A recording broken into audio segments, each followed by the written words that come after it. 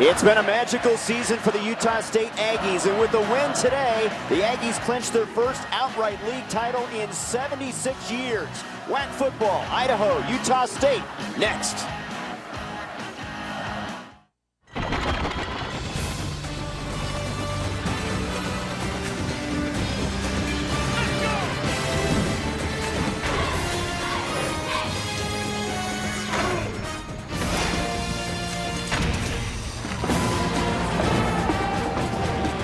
Welcome to Merlin Olsen Field at Maverik Stadium in Logan, Utah. It's senior day with a lot on the line as the Idaho Vandals visit Utah State.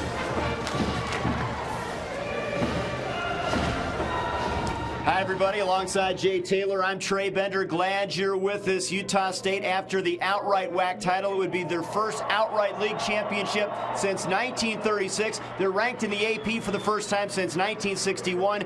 Uncharted waters. What a four-year run for Gary Anderson. And when you talk about Coach Anderson, you know you have arrived when your fans and people at the rental car place want to know what teams are trying to come in and steal you. And that speaks volumes about what he's done here. And this is the cool thing about it. He signs a contract extension, not only for him and his staff, and his comment is, we've just got started. He wants to take this program to a whole new level. Well, it's senior day here in 19 seniors, but no bigger than Kerwin Williams, on pace to become the WAC's all-time leader in all-purpose yardage. And this kid being here for 4 years, you look at all the things he's done, waited patient for his time. He's a leading rusher on the team, but he's also the leading receiver, and that's why that all-purpose yards is so important. This is a kid that you'll be seeing playing on Sundays. Can hurt you in so many ways. On the Idaho side, Jason Gesser, an audition period for him. Fourth game as the interim head coach, replacing the fired Rob Akey. He's looking ahead towards next season. Oh, he sure is. When you talk about this guy, he has name cachet up in the region. He went to Washington State, so people know who he is. He's a quarterback in trade, so he understands what needs to be done in order to be effectively on offense. If he wants this job, he has to figure out a way to get these kids motivated to play well today. Big game for the Aggies. They've won 14 of their last 17, and they're bowl-bound again. One of the nation's top defenses, 7th in the FBS with 36 sacks. They're geared up with a WAC title on the line. Coming up next from Logan.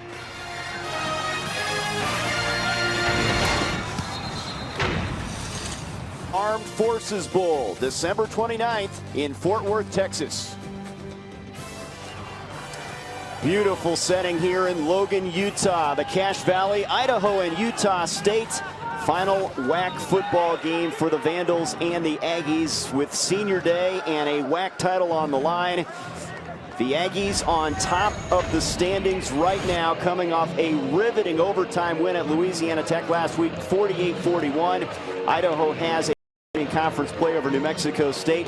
Louisiana Tech and San Jose State will play later, but it's all in the hands of the Aggies right now. They take care of business, and they're outright WAC champs. There's Gary Anderson, 4 seasons, and what a job. 1 win away from the school record for wins in a season. High-octane spread offense, but the defense has taken it to another level this season. They definitely have, and when you look at this defense, not too many teams in colleges play a 3-4 scheme. But when Coach Anderson made that switch a couple years back because he felt we had better linebackers than defensive linemen, and then from that point he went out and got more defensive linemen, built more stronger linebackers, and this defense, I believe, has been one of the strengths of this team. We heard about the sack numbers. They're also very stingy, allowing just 16 points per game. Trey Farquhar to kick it away. The Aggies will get it first. Back deep, it's Chuck Jacobs and Travis Reynolds, and we are underway from Logan. And that one will make the end zone, and a touchback for Utah State. They'll bring it out to the 25-yard line. The Aggies' Chucky Keaton coming off his best effort of his career. He did it with his legs and with his arm at Louisiana Tech. Look at the numbers through the air.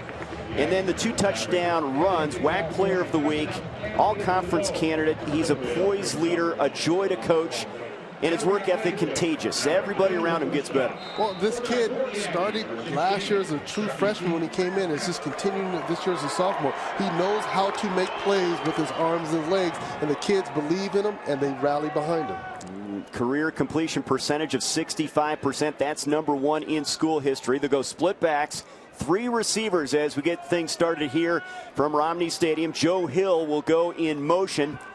Keaton Pressured by Benson Mayo at the end. He's going to scramble with it. Looking downfield, takes off, and that's where he can hurt you as they run him out of bounds at the 28, 3-yard pickup. And that's what helps with being talented and quick. He wants to do a screen to the right-hand side. It doesn't open up, and watch what he does. Nothing's there. Uses his legs and speed. Now look at the smartness right here. Makes the defense think he's going to throw the ball to give himself a little space there. Pick up 4 yards on the run. 6 rushing touchdowns for the sophomore from Houston.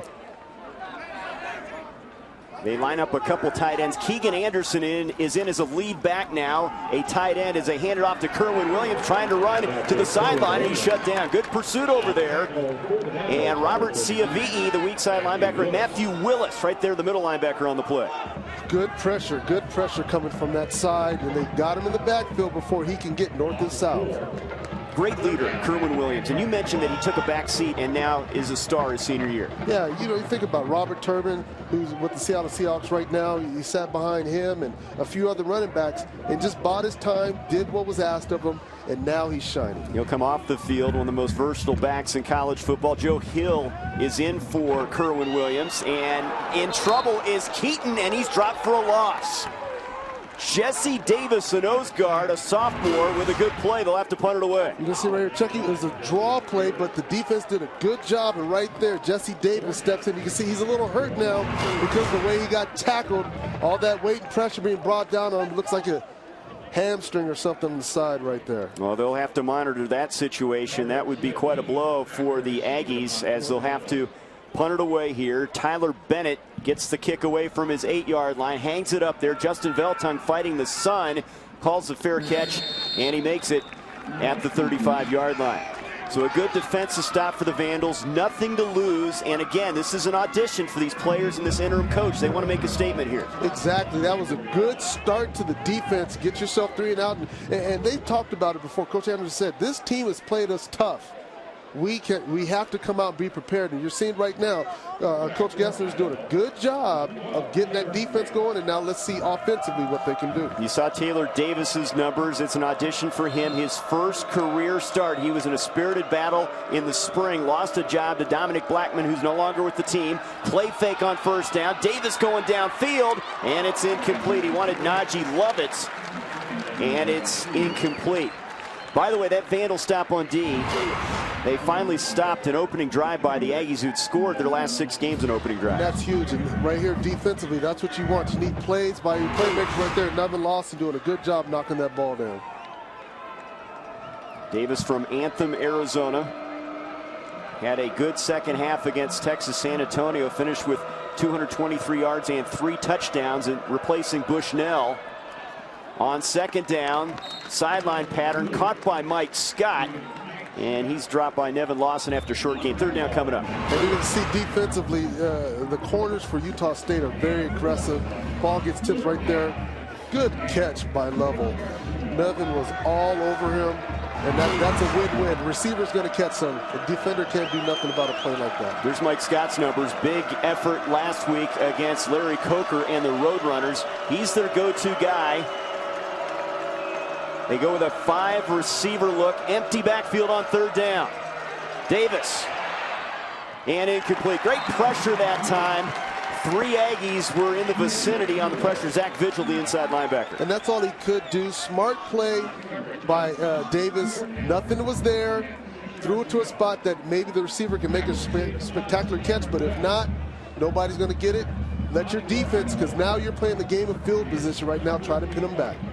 There's Cameron Webb standing back at the Aggies' 15-yard line, awaiting the punt from Bobby Cowan. They feel he could be a next-level guy. Their career leader in punting. The left footer hangs it up there, hits at the 25, bounces by Webb. That's a big mistake. And was it down inside the 1? It was. Big special teams play for the Vandals as Cowan puts his 12th this year inside the 20, and they down it at the 1-yard line. Special teams and defense looking good in the early going for the visitors from Moscow. Championship in just his 4th season as head coach at Utah State. Here's what's at stake, Jay. A lot of history. That's a whole lot of history, and we've talked about it before, especially with the call we had with him yesterday. In fact, the maturation of the team. You look at the tough losses they had against Wisconsin and Auburn last year, and to do what they did last week at La Tech was a huge milestone for this program. You also mentioned shaking off that loss at BYU as being very important to the success of this year's team. Here's a handoff, and it's Kerwin Williams to the outside, and he breaks it free and gives him some breathing room across the 25-yard line. 25-yard pickup on the play. That big offensive line created a nice seam for him, and Kerwin Williams does the rest. You see Robert Turbin on Sundays. This kid you'll be seeing on Sundays as well. A very well all-around player. Has his sights set on the WAC record held by Terrence Mathis in terms of all-purpose yardage in a career. Play action now for Keaton on first down. To the air, and it's intercepted. It's picked off by Bradley Njoku, the free safety. The sophomore from Leander, Texas, and the Vandals have come out inspired here on the road in their finale. That play worked well effectively because you can see right, the ball was thrown behind. Chucky was late on the throw, which allowed Njoku to jump in front of that ball. As a defender on the out route, you're only going to get that ball in two ways: a bad throw, or you made an excellent break. And he did not make an excellent break. So because of the poor throw, he was able to get that interception. Big turnover. Coach Anderson said it. We can't sleep on this team. They played us tough the past 2 years. Yeah, 2 years ago, they won here in Logan. Last year, we saw a double overtime game, a 49-42 win by Utah State in Moscow. Here's James Baker on first down and a couple yards down to the 39-yard line. It just shows you the week in and week out. And you mentioned it, you've got to come to play. Here's a look at the series history. It is close, but that was a wild one last year. It hinged on a couple big plays down the stretch. Yeah, we did that game. It was one of those things, it was really insane on how it transpired. But these teams are very, very similar in how they play. Second down and 8 now. Rolling out is Davis. He's going to run with it. Good mobility. He's out of bounds near the 35-yard line.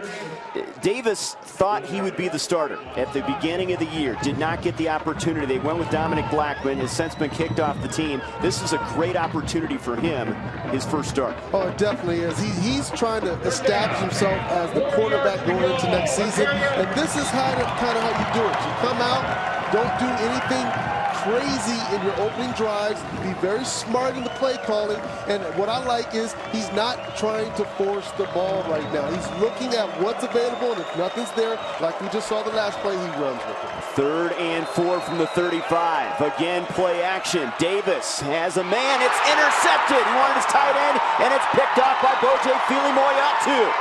40. Fili-Moyatu still on his feet. And he's down to the Vandals' 22-yard line. First pick of the year for their leader, the senior from West Valley City, Utah.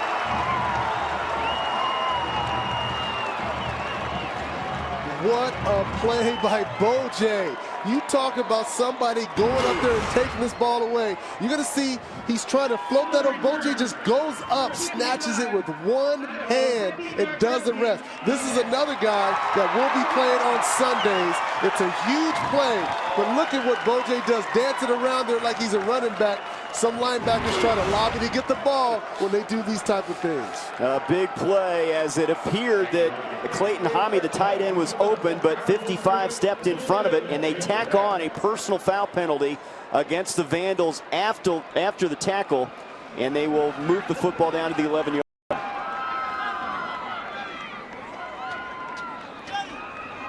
So a couple big plays by each team defensively. Late hit, personal foul, and now it's first and 10 from the 11. Two tight end alignment. Williams, the lone setback. Here is Kerwin. Flag thrown, cuts back inside the 5. He's into the end zone, but hang on. A penalty flag thrown behind the play in the Aggies' backfield. This is one of those situations you got to be disciplined. Here's Claire Gossman. Personal foul, chop block, number 74 offense, 15-yard penalty, first down. And you got to be disciplined. When you get a turnover, now you're over in the red territory. Look at the bottom screen. Look at 74.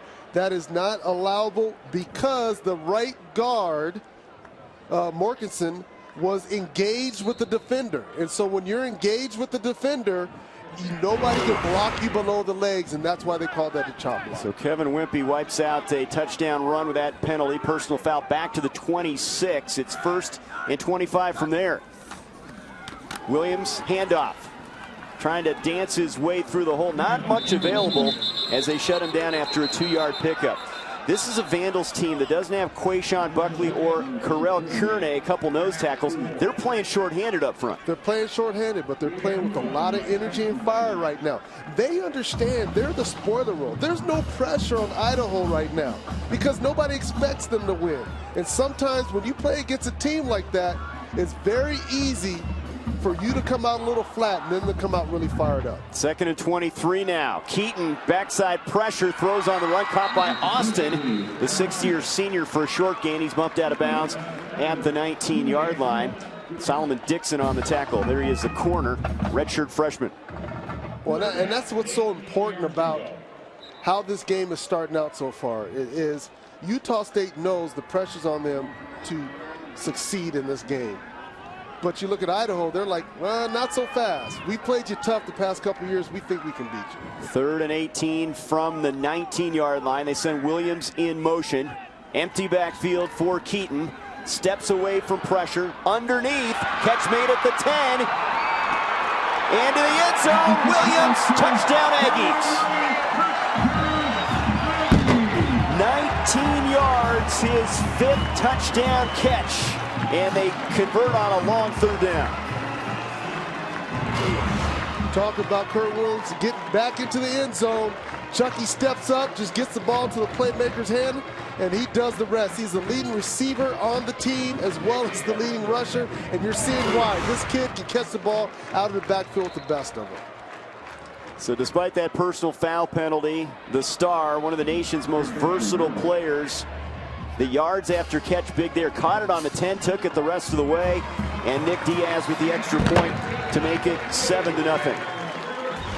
The NCAA active leader in all-purpose yards, Kerwin Williams. Keaton bought some time, found his star, and the senior puts him on the board first. Kerwin Williams here on senior day. He has his sights set on the WAC all-time record for all-purpose yardage.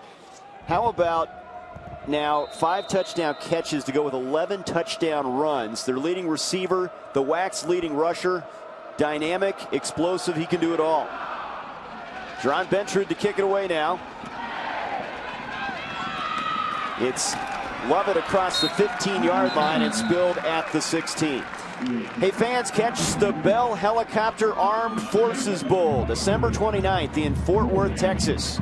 For more information, visit armedforcesbowl.com. Conference USA against the Mountain West. The weather should be a little bit on the mild side. It is Texas after all, but bowl season is right around the corner, Jay. Of course, Utah State will be in a bowl. Word is that the famous Idaho Potato Bowl is their destination. We'll find out more when we hear from the athletic director, Scott Barnes, at halftime. Taylor Davis now trying to shake off an interception. Will start this series from the 17. James Baker, lucky to get back to the line of scrimmage. Great pursuit, and they had it from the backside as well. Cameron Sanders was in there. Definitely, Will Davis was chasing him on the back end there from a corner blitz. You're going to see from the right side of your screen as he gets this ball. Here comes Taylor Davis from the backside. Just has to do a better job wrapping that up. But James Baker is now no little guy, 6'2", 228 pounds. But that's a hustle play. This is a guy you're going to see next year in the NFL as well. Yeah, Will Davis, athletic, physical corner out of Spokane, Washington. 2nd and 11.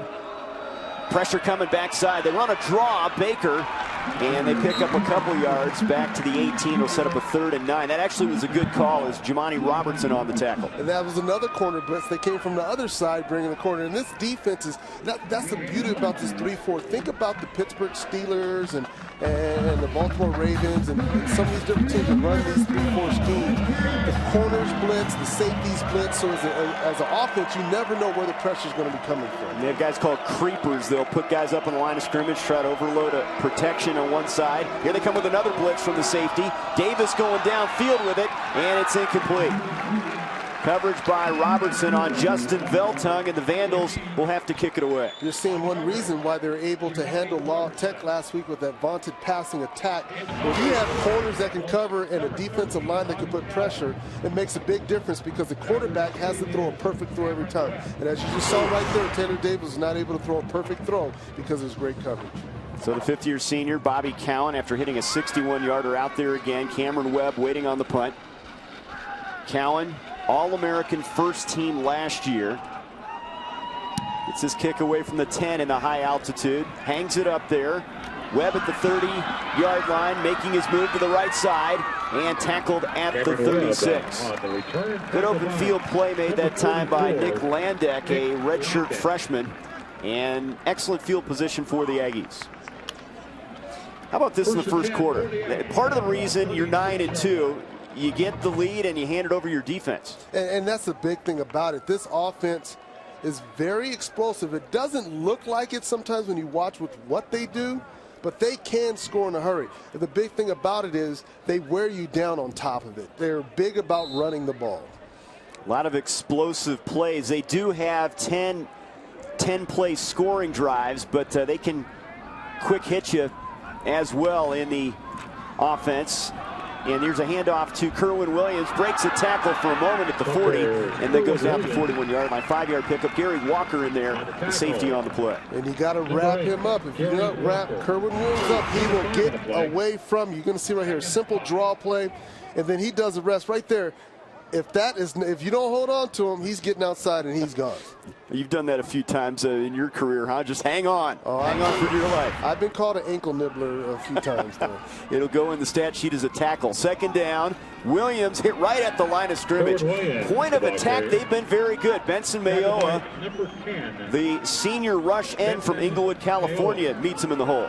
Yeah, that was a nice play right there to come in there and stuff that the way that he did. This defense is playing really inspired right now because they are shorthanded, like you said, Trey. They're really only going to have 6 defense linemen to roll in, so I'm really curious to see how they're going to be able to hold up come the fourth quarter. Playing his final game, 3-year starter, missed fall practice, battled back his way onto the field. Here's Keaton on third down now. Underneath, catch made, first down, Travis Reynolds. And he's to the Vandal side of the field and the 47-yard line. Coaches say he's the glue guy, very dependable, a junior.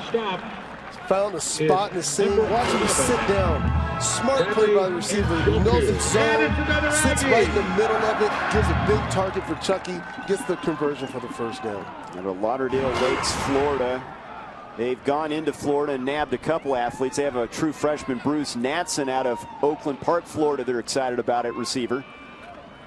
Handoff this time. Joe Hill slanting left, and he's shut down. Well, one thing the Vandals have solved is the run, as Homer Manga was in there, and he got some help from Bradley Njoku. Well, and that's the thing about it. Right now, Idaho is handling this running attack. They've given up a couple of plays that for big gains, but for overall, they're stuffing them right now. I think it's one of those things. This defense has embraced the fact that they know Utah State's going to try to run on them. Loss of a yard on that play. 3-receiver look. Austin in motion as Keaton rolls to the right. Keaton looking to run. Now he throws it away at the last minute. And they love that. Get rid of the football. And what's so smart about this? Because, look, he got an interception last time because he didn't throw the ball away. Watch when he rolls. It's almost identical to the interception. He's looking right now. Nobody is open. He's not going to take the chance again. That's one big thing that offensive coordinator Matt Wells talked about. He said he's gotten so much smarter, and then when he makes a mistake, when he gets back out on the field, he doesn't make that mistake again. Yeah, Coach Wells said, I actually get excited when he throws the ball out of bounds because that gives him another opportunity to make a play, unlike what we saw earlier. Now it's 3rd and 11 from the 48-yard line. Bartlett, the tight end, in a slot right now. Keaton looking downfield, flushed out of there. He's in some trouble, being chased by Ciavii. Keaton now throws, caught by Williams, and tackled at the 45. The Vandals are flying all over the football field. You really have to applaud their effort. One of the worst defenses in college football this year. They force another punt. Well, you can see right here, Chucky comes back. He has the design play what he wants to do. He starts to run. Nothing's there. This defense, especially CV, closing that off. But look at the speed of Chucky, just trying to keep it alive to see what can happen. Big play opportunities with this team. Tad Thompson, the senior strong safety, on the tackle, and Tyler Bennett out there again. He'll try to pin him again. Hangs it up. Fair catch called for by Veltung at the 17-yard line. So the Vandals have given up a score after an interception, but their defense has played strongly here, down 7. 7-0 Aggies as we near the 5-minute mark here in the first quarter. A win by Utah State. They win their first ever WAC title, an outright league championship for the first time since the FDR administration. That was a New Deal days back in the 1930s. Trying to erase a lot of history. Here's a handoff to Ryan Bass on the Idaho first play from scrimmage, and he's across the 20-yard line. Nice gain, 6 yards on the play. Yeah, both of these backs are good sized backs. And look at what Bass does. Just dances in there a little bit, uses the speed, bounces outside. You know, he's 5'10", 213, so short, strong runner between the tackles. Let's see what he's done this year. The Arizona State transfer. Last year, injury problems. In 08, he ran for 120 yards at Arizona State. Here's Davis now. Completes it to Roman Runner, and the junior slot receiver has the catch good enough for the first down to the 28-yard line. Good play, roll the pocket. Right now, you understand pressure's coming from the sides on Utah State. So what do? They roll the pocket left and right, allowing Davis the opportunity to get outside, use his arm and legs a little bit. Runner had a big game last week, 3 catches, 68 yards against UTSA. A game they started slowly and then finished strong, but came up short, losing by a touchdown. Pump fake this time. Davis setting up the screen. It's picked off. It is intercepted by the down lineman, B.J. Larson, their right end, and the Aggies get another pick. This play was not on Tanner Davis because what happens is the defensive lineman gets chopped. Oh, no, actually, he doesn't see him right there. He drops back. He thinks he has it all alone, and he doesn't. A good play by B.J. Larson coming back into the picture right there, snatching that ball out. That's 2 big turnovers right now that Tanner Davis has had when he's not seen the defender, thinking he can get the ball over. Opportunistic defense, and you see why Dave Aranda is getting all the accolades he gets. This defense will get all after you. One of 4 local kids, B.J. Larson out of Logan, Utah, with his first pick of the season. And Glover Wright's now in a Wildcat formation. We'll see a little bit of this throughout the course and have this year. Devontae Glover Wright, the junior from Mableton, Georgia, comes in for a snap and carries it for a yard. That's the quote formation. They'll line him up all over the field. Right, but see, that also speaks to Coach Anderson and what this program has done. You got a kid from Florida on the team. You got a kid from Georgia. They got some kids from Texas. Because of what he's established here, he is starting to recruit nationally, just like all the major teams around the country. 2nd down and 10. No gain in that last play. Keaton, that ball deflected, and it's incomplete, intended for Kerwin Williams. That was Quentin Bradley. He's got his hand up there to knock that one down. Well, that's what you got to do sometimes. You got to sneak up in there and see if you can make a play. And Quentin Bradley did exactly that. When you can't get to the quarterback, get your hands up, and that's exactly what he did. He got his hands up and knocked the ball down. 3rd and 10 now. There's Ryan Edwards, one of the nose tackles that's had to make up for the injuries to Buckley and Kearney up front. 3rd down now from the 23. Williams in the backfield. Keaton throws to Williams high and incomplete. There's a hit late, and here comes the flag. Unfortunate move right there by Homer Mauga, a defenseless receiver, and he took out Kerwin Williams. That's one of those plays that Mauga wishes he had backs. He already knows. He did a good job. Watch him run across. He knows it's a blitz, and he knows he has Kerwin Williams. But at that point right there, you got to pull off. Personal foul, number 55, unnecessary roughness. Because that was a half good the distance third-time to the stop. goal, automatic first down. You know, I've seen more flagrant than that, but that was clearly a late hit. You've got to throw the flag in that situation. Oh, without a doubt. The ball wasn't even close. It'd been different if Kerwin was jumping up for the ball, then it would have been clean. But because the ball was not even close, they're going to call that every time. And it's a shame because that defense did a good job off a turnover, forcing the 3 downs, and they would have forced a field goal attempt. So they pick up the first down on the penalty at the 12-yard line of the Vandals now.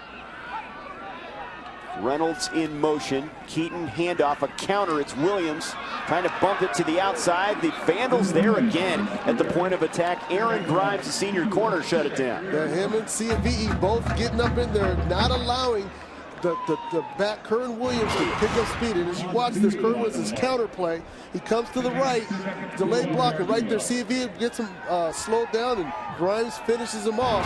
And that's how you have to handle explosive back. You have to make him go east and west. The defensive captain out of Seattle with a nice play. 2nd down, 12 now. Williams in motion. Keaton fakes it to him, throws. That was a pass with a lot of mustard on it, and Austin couldn't haul it in. He got a hand up there, and it's 3rd down. Normally, Keaton has better touch on a play like that. Well, he saw Grimes breaking up on that ball, and he remembers what happened last time when he threw that route and got picked off 2 series before. So he was going to put a little more sauce on it, but that was a throw. If he could just do it all over again, just throw it away, because nobody was really open. 3rd and 12 now. Aggies back in the red zone. They already have a touchdown catch from Kerwin Williams. Keaton looking to the end zone for the corner, and Austin incomplete. Flag is thrown though. Tracy Carter on the coverage.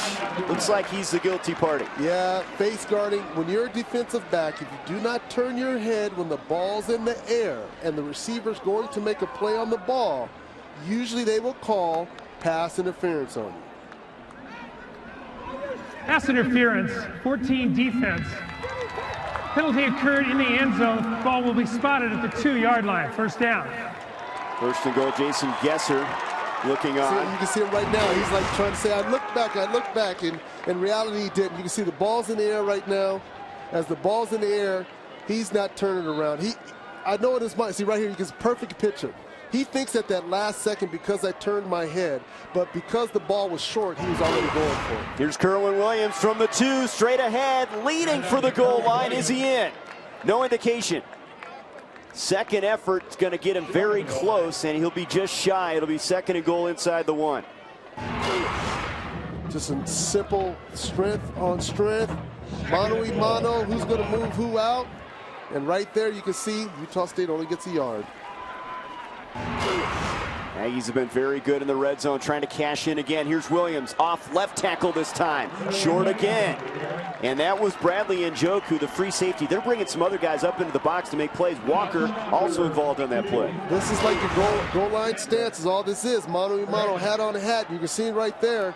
Right now, Idaho's winning that battle. 3rd and goal now. Play fake this time. Keaton looking to run it. Hit, and he's in. Touchdown, Aggies. Chucky Keaton, his 7th rushing touchdown this season.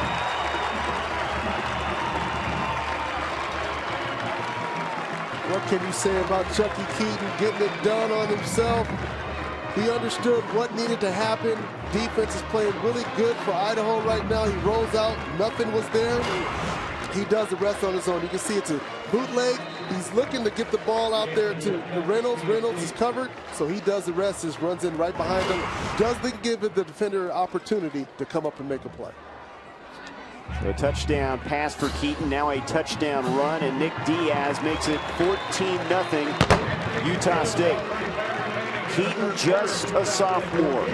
Underrated arm, great runner. That's always been his forte coming in. And again, a short drive, and the Vandals have really hurt themselves with those 2 turnovers. Yeah, the 2 interceptions is what really caused the short field for Utah State to allow them to get in zone. But you can see right here, this first one, Moaga doing a good job of getting up there, snatching that ball out the air. Not so much on Taylor Davis, in my opinion, in that play. But they're taking advantage of it, what they're doing. And Moaga showing quick feet right there. And then right here on the screen play, thinking he has the wide open, and he doesn't. Big difference because the defense is playing so well, but it's hard when you give up yardage like that and you have to defend in the red territory. Gary Anderson was concerned in talking to him this week about this game. You saw the graphics earlier about the 2 overtime win in Moscow, and then 2 years ago, Idaho really dominated the game here in Logan and beat this Utah State team. And coming off an emotional win, senior day, there's a lot of pressure on this team. They're starting to build some momentum, though. You can see that they're starting to take control of this football game. Well, what it is Idaho's making them have to work for it. They're just not giving it to them. But you're seeing the resilience of this Coach Anderson team. They're understanding they're in a dogfight with a team that shouldn't be that close. And what they're doing, they're being patient and taking the opportunities when they present themselves. Lovett is going to take a knee, a touchback after the Ben Trude kickoff, and the Vandals will have it at the 25-yard line. Jason Gesser, in audition for him, for a lot of these players, he says he is ready to be a head coach. He was disappointed in the first half last week against UTSA. It was sluggish. He says we beat ourselves, but we responded in the second half. That's the type of team he expects to see at Idaho. Here's a look at the numbers. Rob Akey in 09, going for 2 and winning that Humanitarian Bowl, and it has been downhill since. Fired after a loss at Louisiana Tech this season.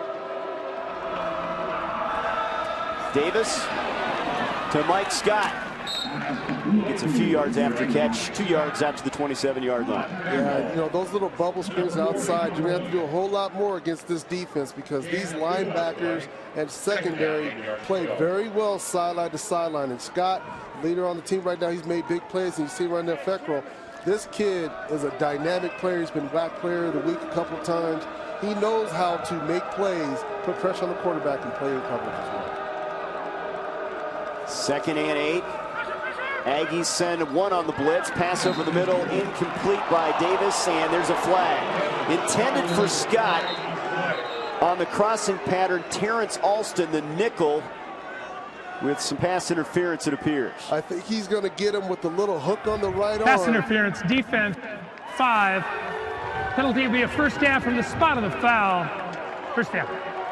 Yeah, you know, watch his right hand as he makes contact with Scott there. You can see his right hand is still on the waist, and that's what the referees look at. If your right hand is there and you don't alter the receiver, they won't call it. But if you alter the receiver, they're going to call that pass interference. And that umpire is right on top of that play. That's a place you can't get away with sticking that hand in there. Here's a handoff to Ryan Bass, and 2 yards, and that's it up to the 36-yard line. Give him 3, 2nd and 7.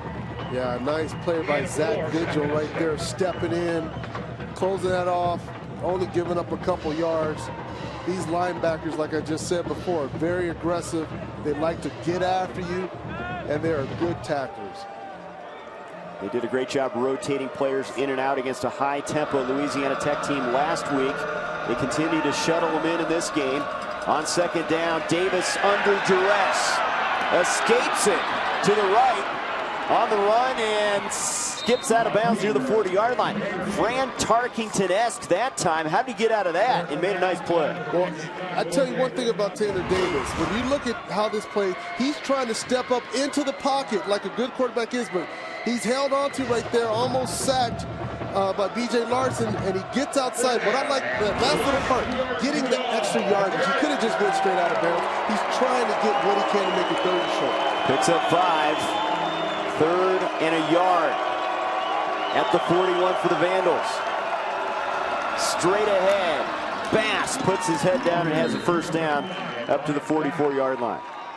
And little things like this, the staff, everybody at Idaho, they're looking at not Ryan Bass because he's a senior, but they're looking at Davis and these young guys to see how they respond in the finale, thinking again ahead to next year. Well, Coach Gesser mentioned that to us as well.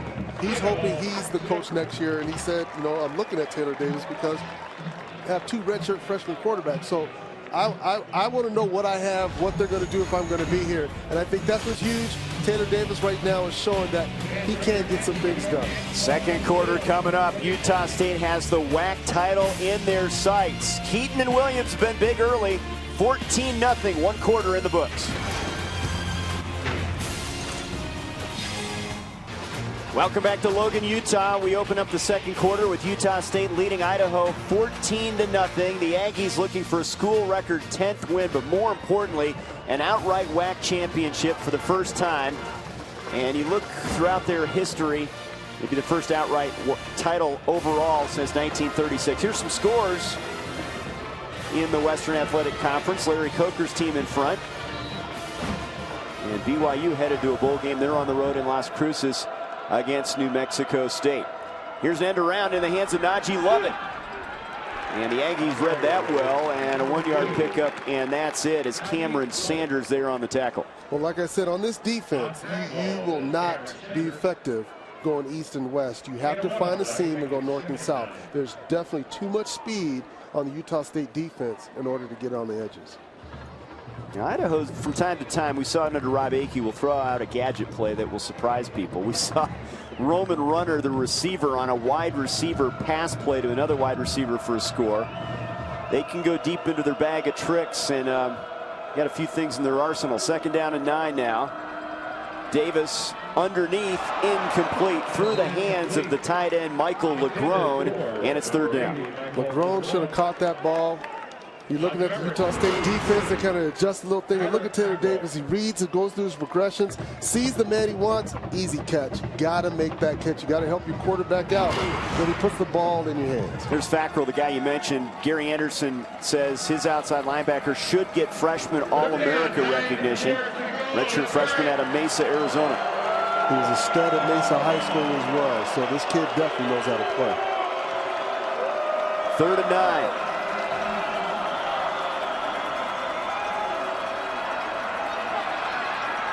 Davis going to run with it. Midfield, and he's close to the 1st down. Let's see where they spot it. Leaned in near the 46, and they're going to mark it right at the 46, and it looks like it's good enough for a 1st down. Trey, that is the 3rd time that Taylor Davis has gotten out of the pocket. But like I said, watch what he does. He's trying to get that extra every time.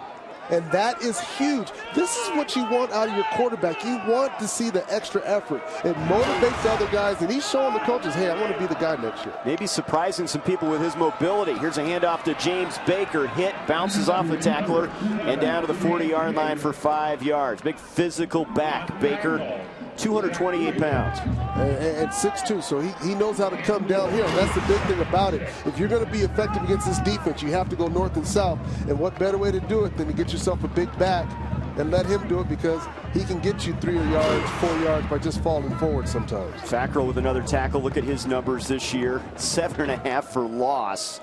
He's had some big games this year. What I love about him is not only is he a great rusher, he can drop in coverage. And that's what you look for, especially going into the NFL, guys that can rush and drop in coverage. They say sky's the limit for Fackrell. Play action now for Davis. And it's intercepted. It's picked off, jumping the route. Will Davis, he's gone. Davis to the house, 20-0 Aggies.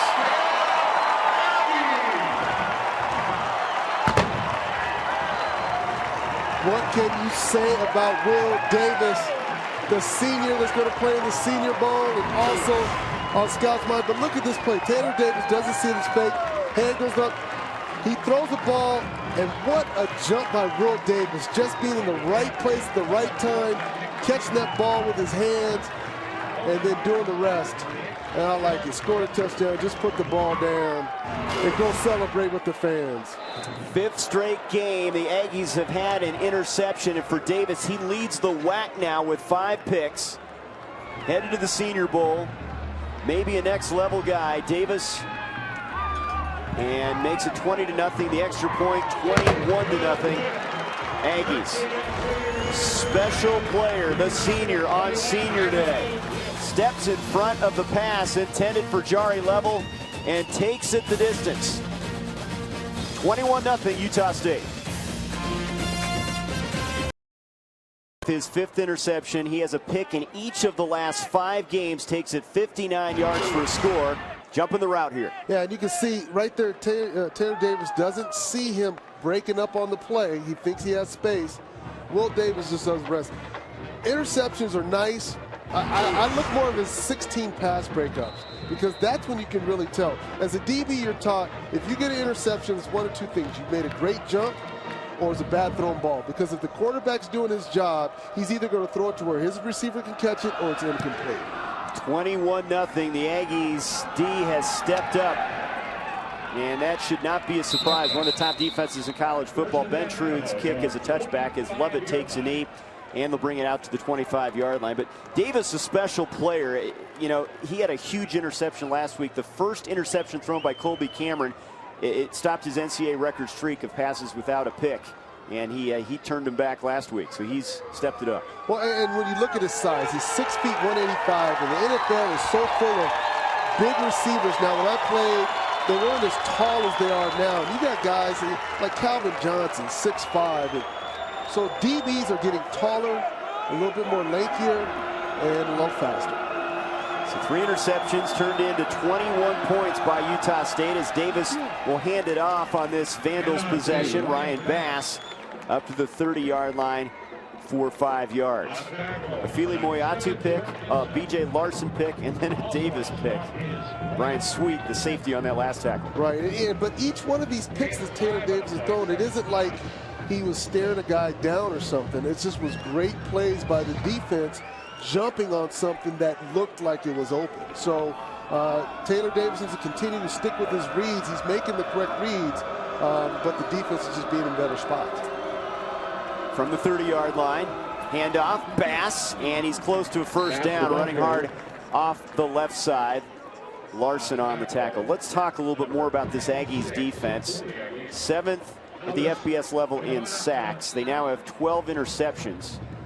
And not surprising, near the top of the charts in the WAC in most every category. Exactly, and this is why they're playing today to be the outright WAC champions. As an overall unit, offensively, defensively, and special teams, they played sound all season long. You could argue the best D in school history.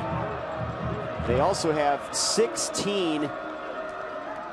I'm sorry, the 16th in the nation in 3 and outs, which is a stat that can help out your offense immeasurably. There's a short gain, second down coming up after that carry by Bass. And think about Bobby Wagner, who was the 2nd-round pick last year of the Seattle Seahawks. He's a starting inside linebacker right now for the Seahawks. He was on this defense last year. And this defense this year is better than that defense last year with him. Amazing. And he was a man-child at linebacker. Completely. And the same thing with Robert Turbin with what he's done, and look at what Kerwin Williams has stepped in and done. Let's look at Fili Moyatu. He's been their leader at that linebacking position. Here's a handoff to Bass, and he has a seam midfield. Ryan Bass to the 40, and he's inside the 35-yard line. Tackle made by Glover Wright. Bass with a good game on the ground, the senior from Corona, California. Watch Bass stick his foot in the ground. Boom, right there. It just makes a move and it's gone up the field. I mentioned it before. The only way you can be effective against this defense is to go north and south. He'll come off now. Baker back on. First down from the 31. Davis to throw it. Love it. The catch. The short gain, he's out of bounds at the 29. 2-yard pickup. I mean, because when you play against a defense as stout as this, the only way you can beat them is you have to find his team and gash him. And that's exactly what they did. And I like what they just did there, too. Go a little no huddle. Pick up the tempo. Do some things differently to help your offense out. I'd like to see on this play call right now, it'd be really nice, the situation they've been doing, a nice play action pass. You got a wide field to right, see if Taylor Davis can get something out there. 2nd and 8, it's Baker straight ahead between the tackles down to the 23. Pickup of 6, 3rd and 2 coming up. Guys up front have done a nice job. Look at this push by Sandberg and Lynn's over there on the left side.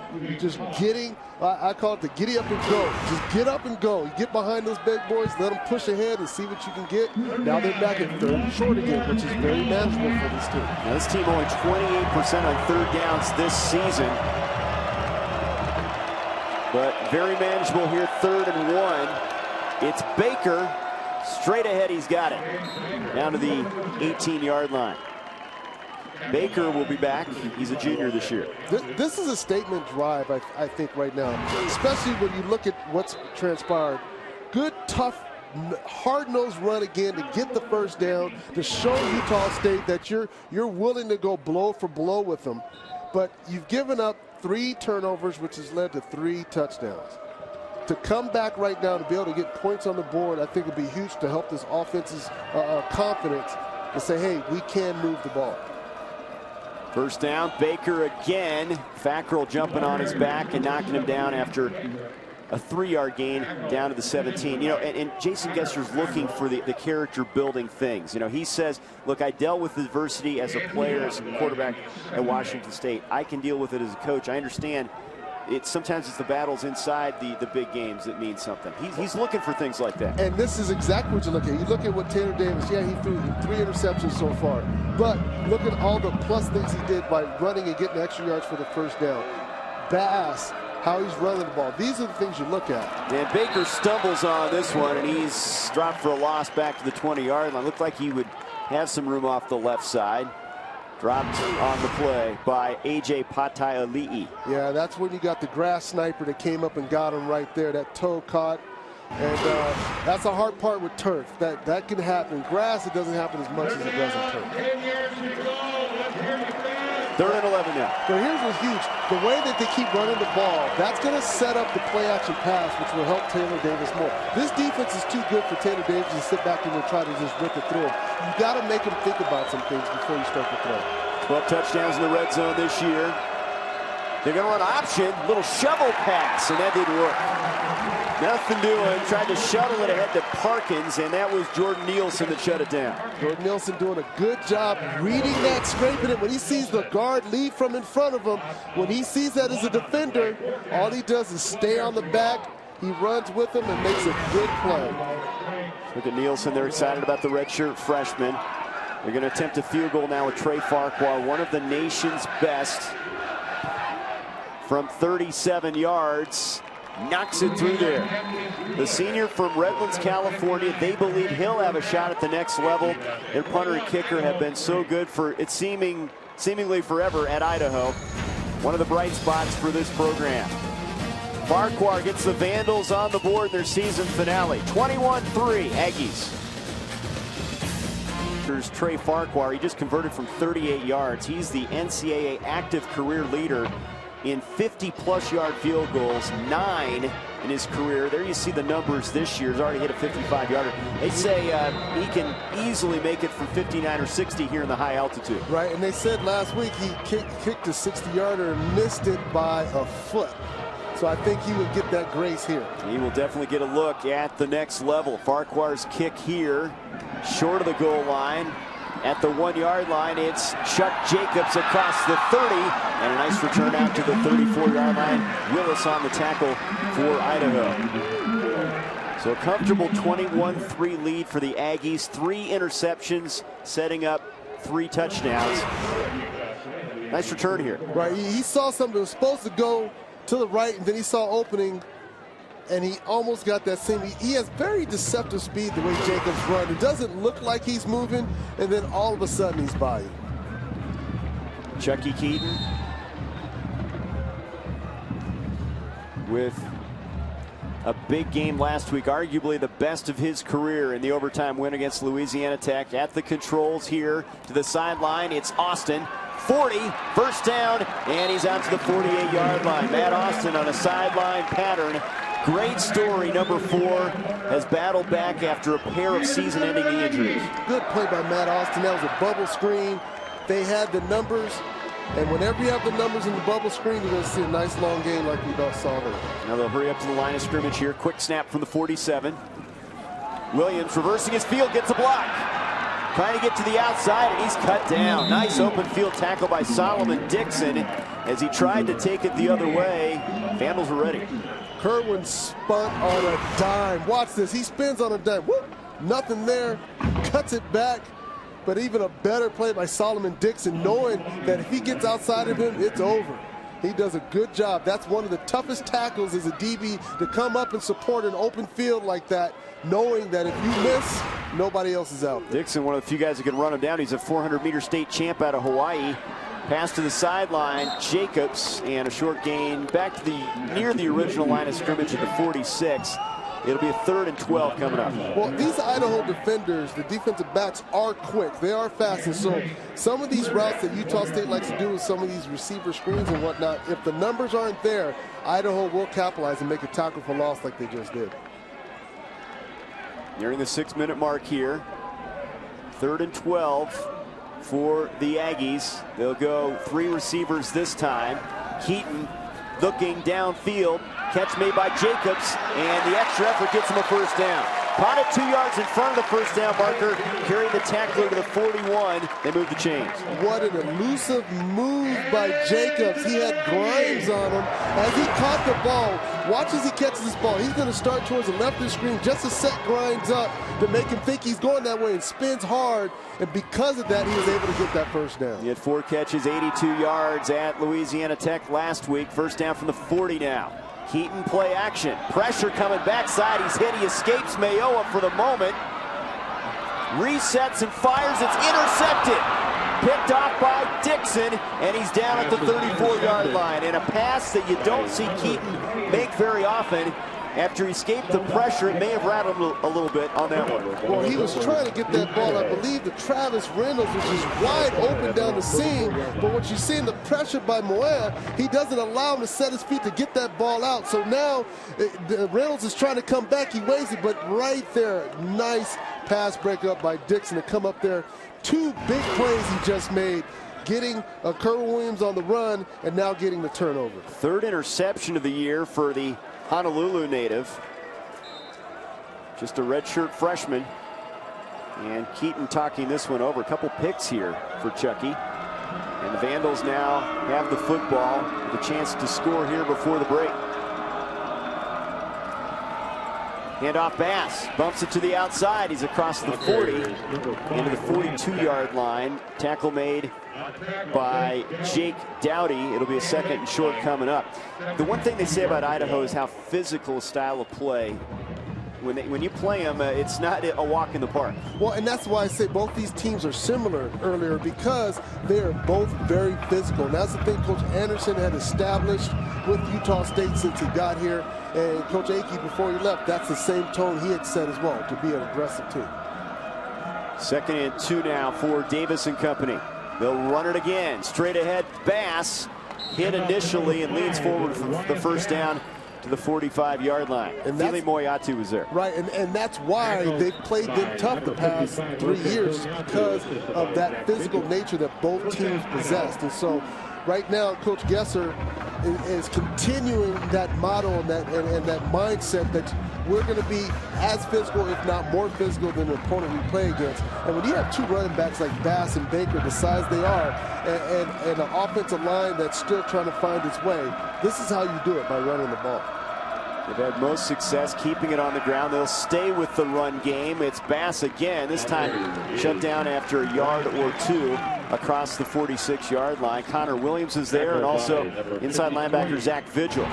They're liking this left side going behind the Lenz and Sandberg right there. They're just creating some move. You've seen the pulling tackle right there. Spencer Beal also getting up in the mix. 2nd and 9 at the 46. Lovett is split top of the screen this time.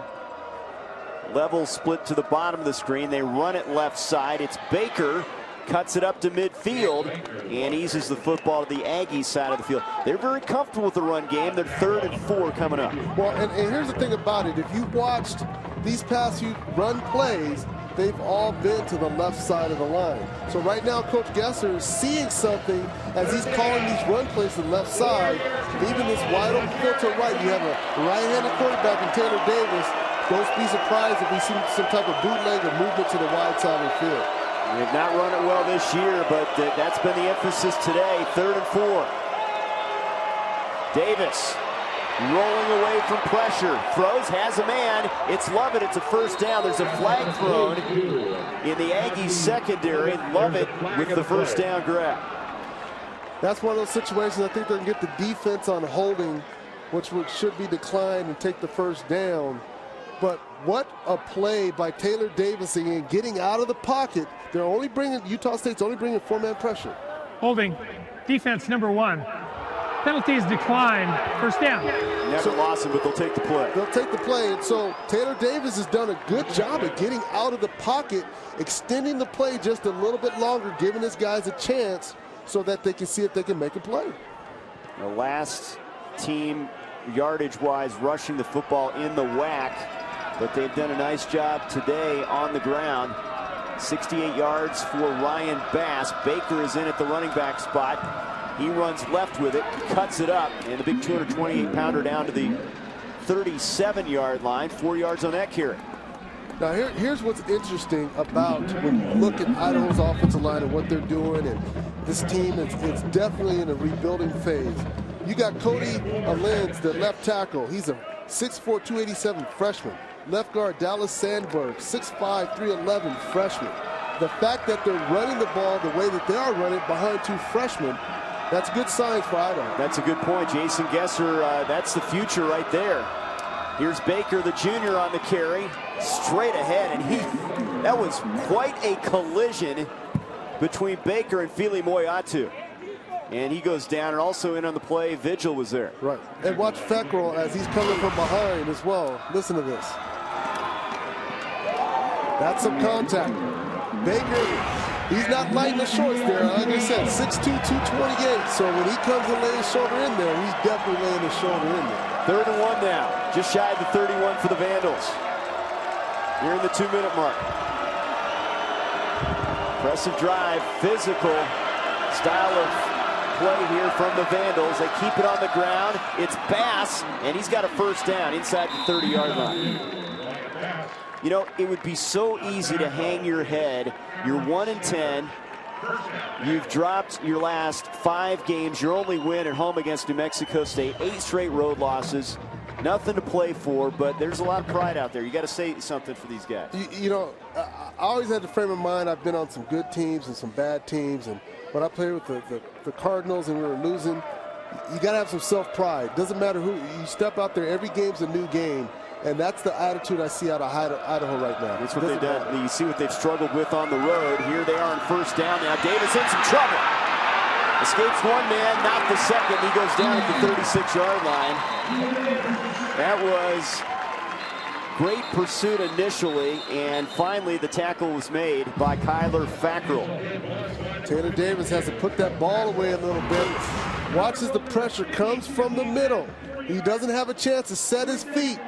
Right there, you got to put that ball away a little bit more, but Taylor Davis did all he could to get out of bounds or get out. Oh, fortunately, he fell on top of the ball, and he has his teammate there to help him out. But this offensive line, I'm looking at it as well. The right guard starting in there right now, Spencer Bill, 6'5", 319. He's a sophomore. So you're talking about young guys right now getting some time. 2nd and 17 after the Fackrell sack. Here's Bass for a couple yards down to the 32. 3rd and long coming up now. That was Tavares McMillan, sophomore from Miami, on the tackle, their inside linebacker. So let's really look at what Idaho has been trying to do when you look at this offensive line and what they're trying to get done. You got a freshman left tackle, freshman left guard, a sophomore center, a sophomore right guard, and then you go with a junior right tackle. They have run it 27 times today. They've only put it in the air 14. 3rd and 13 here. Here's Bass following blockers inside the 30, and that will not get them in position to even come close to a first down. They'll bring Farquhar out there. Right, and that's why I bring this up, because when you do have a young offensive line, sometimes the best thing you can do for them to help them out is run the ball, because we see what's happened in the passing situation. So coming back, we'll see how this defense is going to be able to get a 3 and out. Timeout, field goal coming up. Setting up a chance for points before the break. Trey Farquhar is converted from 38 yards. This will be a 46-yarder for the 4-year starter. One of the nation's best. He's going to get a look at the next level. Big leg. This is easily within his range from 46. Not a lot of wind to speak of from the left hash. Farquhar nails it, and the Vandals have a couple field goals here in the first half, and we head to halftime with a 21-6 ball game. And you're seeing this Idaho young team, Farquhar, one of the shining lights you see right there. Garrison talking with Taylor Davis. They understand the things they want to do. They have a young offensive line in there right now. Run the ball, help your quarterback out, see if you can sit up there to set up some play-action passes. But this is a good start to the second half. Will be a very good thing for this team. 3 interceptions leading to 3 Aggies touchdowns. The WAC title on the line. Utah State looking for their 10th win. Halftime coming up.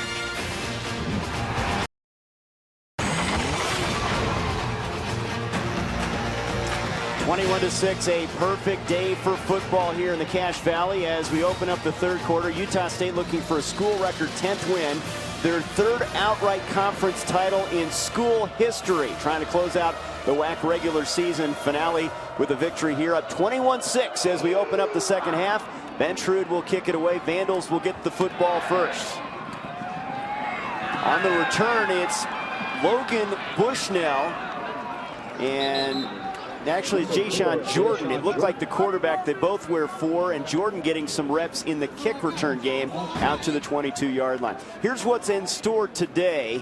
1936, when it was the Rocky Mountain Conference, the last time they won it outright. 10 wins, and Gary Anderson mentioned that 10 number is important. To get to that, it's not easy for any team to win 10, and then you can close it out undefeated here. And I think that's huge, both of those things, because when you look at your program and what he's done so far to this point, these are great milestones at this time. Vandals will run it with James Baker keeping that theme consistent, straight ahead to the 26-yard line for 4 yards. Idaho, meanwhile, nothing to lose. 1 win on the season at home against New Mexico State, 26-18. Baker and Bass have been the story. 78 yards, 34 yards for those two. And I like what Coach Gesser's been doing. Stick with the run. You have a long, young offensive line. You don't want to get your quarterback killed. There's been a lot of pressure. This also opens up play action pass. 3 receivers, single back is Baker on 2nd and 6, and a keeper by the quarterback, Davis, trying to get to the outside, and he's close to a first down as he dives toward the 31-yard line. Looks like a little bit shy. 3rd and short coming up. Big play. You're going to see nice fake inside, and Davis does the rest. Good open field tackle there by Terrence Alston. Otherwise, that could have been an additional yardage. Coach Gesser saying that Davis has had a rebirth the last 3 or 4 weeks, wants to show he's a Division I quarterback. There are the numbers, but he's done some things with his legs that have helped out the team. Like to have those 3 picks back, but they've run it as a team very well today. 3rd and a yard. Straight ahead, there's a first down for Baker. Breaks the tackle and almost broke one the distance. Tackled by Sanders at the shoe tops, or he's gone. That's exactly how you have to be effective against this kind of defense. Look at this, straight down the gap. Find a little seam and let your big backs do the rest. When you're playing against a very aggressive, physical, and fast defense, you can't go sideways. You have to beat them north and south. First down to the 43, and more confidence growing now in that run game. Well, that's what's huge about it. When you have a young team running the ball, is your best friend. It helps your quarterback. It helps the offensive lineman. From the 43 now, opening series, 3rd quarter. It's Bass now, straight ahead, a yard, and that's about it. Cade Cowden was in there. You got some help from some other linemen up front. 2nd and 9. Bass loses his helmet. He's going to have to come off now. Watch right there. You can see somebody trying to rip at the ball and get the ball off. And that chin strap, you got to strap those straps. Sometimes those bottom straps come off, and you can see right there he doesn't have it buttoned on the bottom. You got to button both those bottom straps. Sometimes it's like I call it aesthetic view. They think it looks cool that way. And it's important to keep that helmet on with the new rule this year. You have to come off for a play if that helmet does pop off. Here's Davis looking downfield on a pass play. Deep ball, and it's Scott, and did he call it in? No, he's out of bounds. Did not get the foot down. Now that side judge over there had his back turned on it, but he said that he was out of bounds. Well, and you're going to see right here, Lawson does a good job of forcing him towards that sideline to where he can't catch the ball. But nice throw by Taylor Davis, putting it there. Scott needed to run a little bit more because Davis was looking at him, and it looked like he was jogging at first, and then he started to pick it up. The ref made the right call, and he did keep his eyes on that play. Good call on the sideline. 3rd and 9 now. Scott, runner, split top of the screen. 4 receiver look, empty backfield for Davis. Downfield, level, he's out of bounds. 2 passes off of the field of play. Well, and that's where the receivers have to help your quarterback out. Your quarterback is trying to squeeze that ball in there. And if you don't give him enough room on the sideline, we saw in these past 2 plays, it's going to end up drifting out. Give him a chance for you to make a play. And if you give yourself more room on the sideline, there's a better chance of that ball being completed. So the Vandals drive fizzles at the 44. Bobby Cowan to punt it away with that big leg, gets his kick away from the 35 into that rush and he is hit after the kick. They're going to rough the kicker and keep the football, it appears, as Cameron Webb returns it to the 12-yard line for Utah State. Running into the kicker, whatever it is. Personal foul, roughing the kicker, Utah State. 15-yard penalty, automatic first down. So a costly error. Joey DiMartino running in, roughing the kicker in this case, gives them the first down across midfield. Watch as he comes in from the top, right there. He's tried so hard to push through those upbacks that he was not paying attention how close he got to the punter. There's an old rule. If you can't get there, make sure you veer to the side. He didn't veer to the side. He went straight at the punter. So Cowan roughed up. They tack on the 15-yard penalty, and the drive continues at the 41. And that's what's frustrating. The defense gave up a first down. Then all of a sudden, this next series, they were able to stop him, force the punt. Now they're back on the field, allowing this young team the opportunity to continue to try to produce. And they'll go play fake here. And Davis in trouble at midfield, gets rid of the football. It's caught by the tight end, and it's LeGrone inside the 30, breaks another tackle, and he's to the Aggies' 24-yard line. Great job by Davis keeping that play alive. They had him dead to rights in midfield. Taylor Davis is limping a little bit. I've been watching the past few series going into the end of the second half. Watch how he's still limping as he moves around, but look at the strength that Taylor Davis has to get that ball out. Big play out of your junior quarterback to LeGrone, showing that, hey, I can make plays with my legs and arms too. Jordan Nielsen thought he had him. 17-yard pickup. Now at the 24. It's Bass slanting right. Nothing doing. That was Zach Vigil. Second on the team in tackles. Emotional, intense guy at that inside linebacker spot. He definitely is, and that was great pressure coming in. They knew the run was coming, and this defense is starting to toughen up a little bit. I didn't think we'd be talking about rush yardage going into Idaho's favor, but that's exactly what's happening in this game. They set a game plan that said, you know what, we're going to attack Utah State at their strength. That front seven likes to shut down the run. We're going to see if we can run it. It's mind-boggling. Look at the Utah State rush defense as well, and they have found some seams against them. 142 on the ground for Idaho. Rolling left and setting up Davis, trying to buy some time. He's in trouble. Sacked back at the 42. The ball's loose. On the Vandal side of the field, the Aggies have it. Recovered by Fili Moyatu.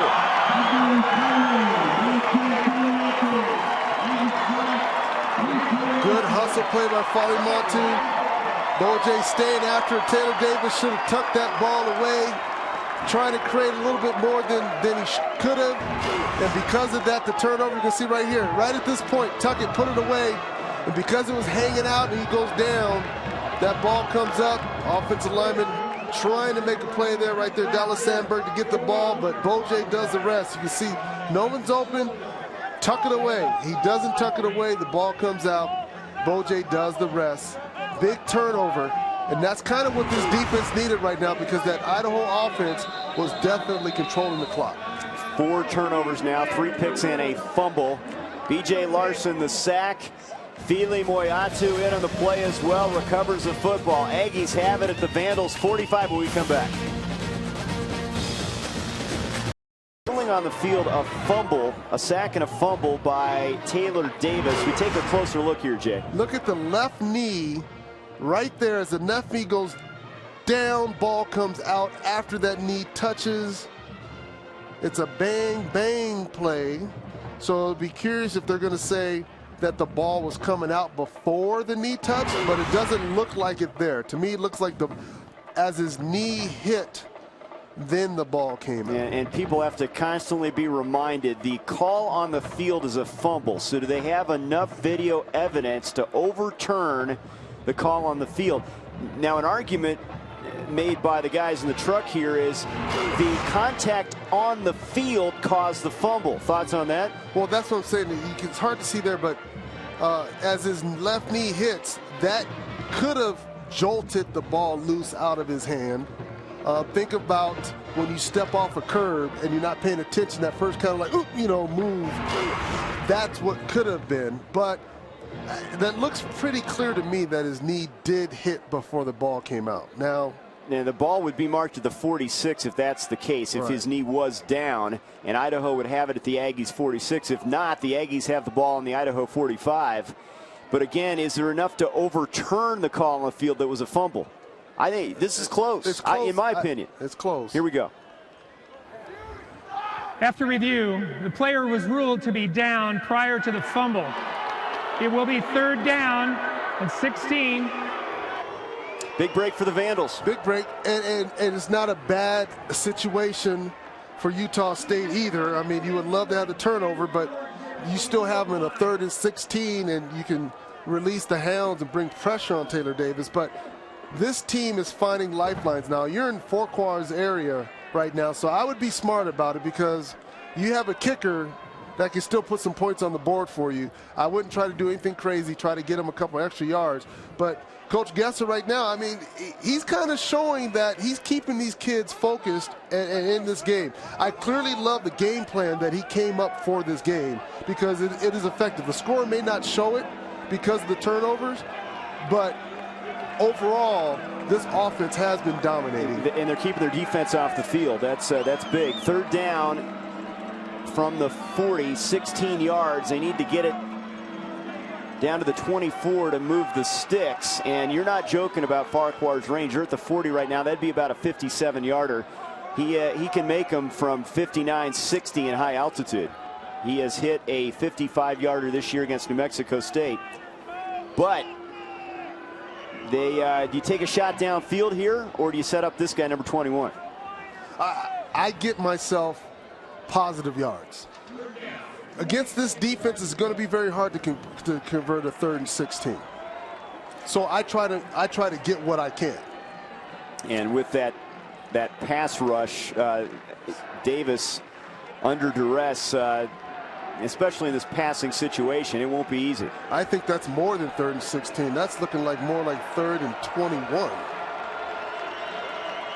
It is 3rd and 26. They're going to mark the football at the 41. They need to get it to the 14 as they set the sticks down there. So 3rd and 26 here from the 40-yard line. And the officials, are they trying to discuss where the ball should be spotted now? Because we saw earlier it should be the 41, and they've got it now at the 40. Now they're ready to go.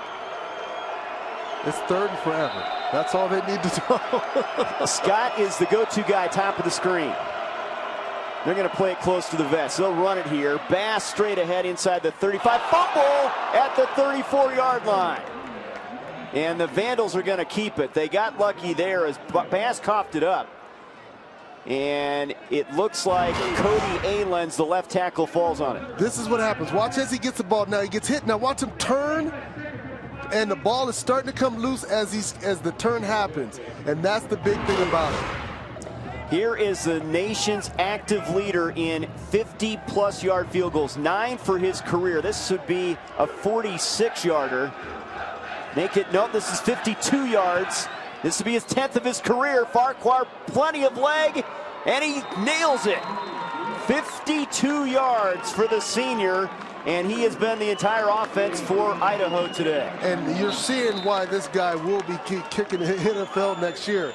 This kid is very accurate from long range, and that's what NFL teams look for, is a guy that has ice in his veins and can make those kicks over 50 yards like they're going out of style. Look at him. He's like, yeah, I got that. Just another day at the office for Trey Farquhar, one of the bright spots throughout his 4-year career at Idaho. 21-9 now. Yeah. And Coach Gesser has to be pleased where his team sits right now. 9:55 to go in the 3rd. Football fans, don't miss the Beef O'Brady's Bowl. December 21st, St. Petersburg, Florida is the setting. For more information, visit beefobradysbowl.com. The Big East and Conference USA squaring off in the sunshine. And what about that game last night? Conference USA, Eastern Carolina and Marshall going into overtime. The Thundering Herd. You got to love college football this time of year, especially with all these overtime games. And the NFL has been jealous because they've had multiple overtime games because they see how much fun it is in college. That extra tension down the stretch. Here's Farquhar's kick to the 5-yard line, fielded by Chuck Jacobs. Has a seam. Jacobs to the 40. And he's finally tripped up at the 46-yard line. Nice return. He's had a couple big returns on special teams. You know, that's being a track guy. He's such a smooth runner. Just look at it. It doesn't look like he's moving at all. But yet, he's going so quickly because he runs so smoothly. It's hard for those defenders. I guarantee you they're looking out there like, oh, he's not moving that fast. And before you know it, he's on you. The Aggies, believe it or not, have rushed 14 times for just 20 yards today. This is an offense that's second in the WAC at almost 200 yards per game. They'd like to get that into high gear. Keaton's passing has helped him out today. Here's a handoff to Williams, and there's a big run. First down and more. Kerwin Williams trying to go. 10, 5.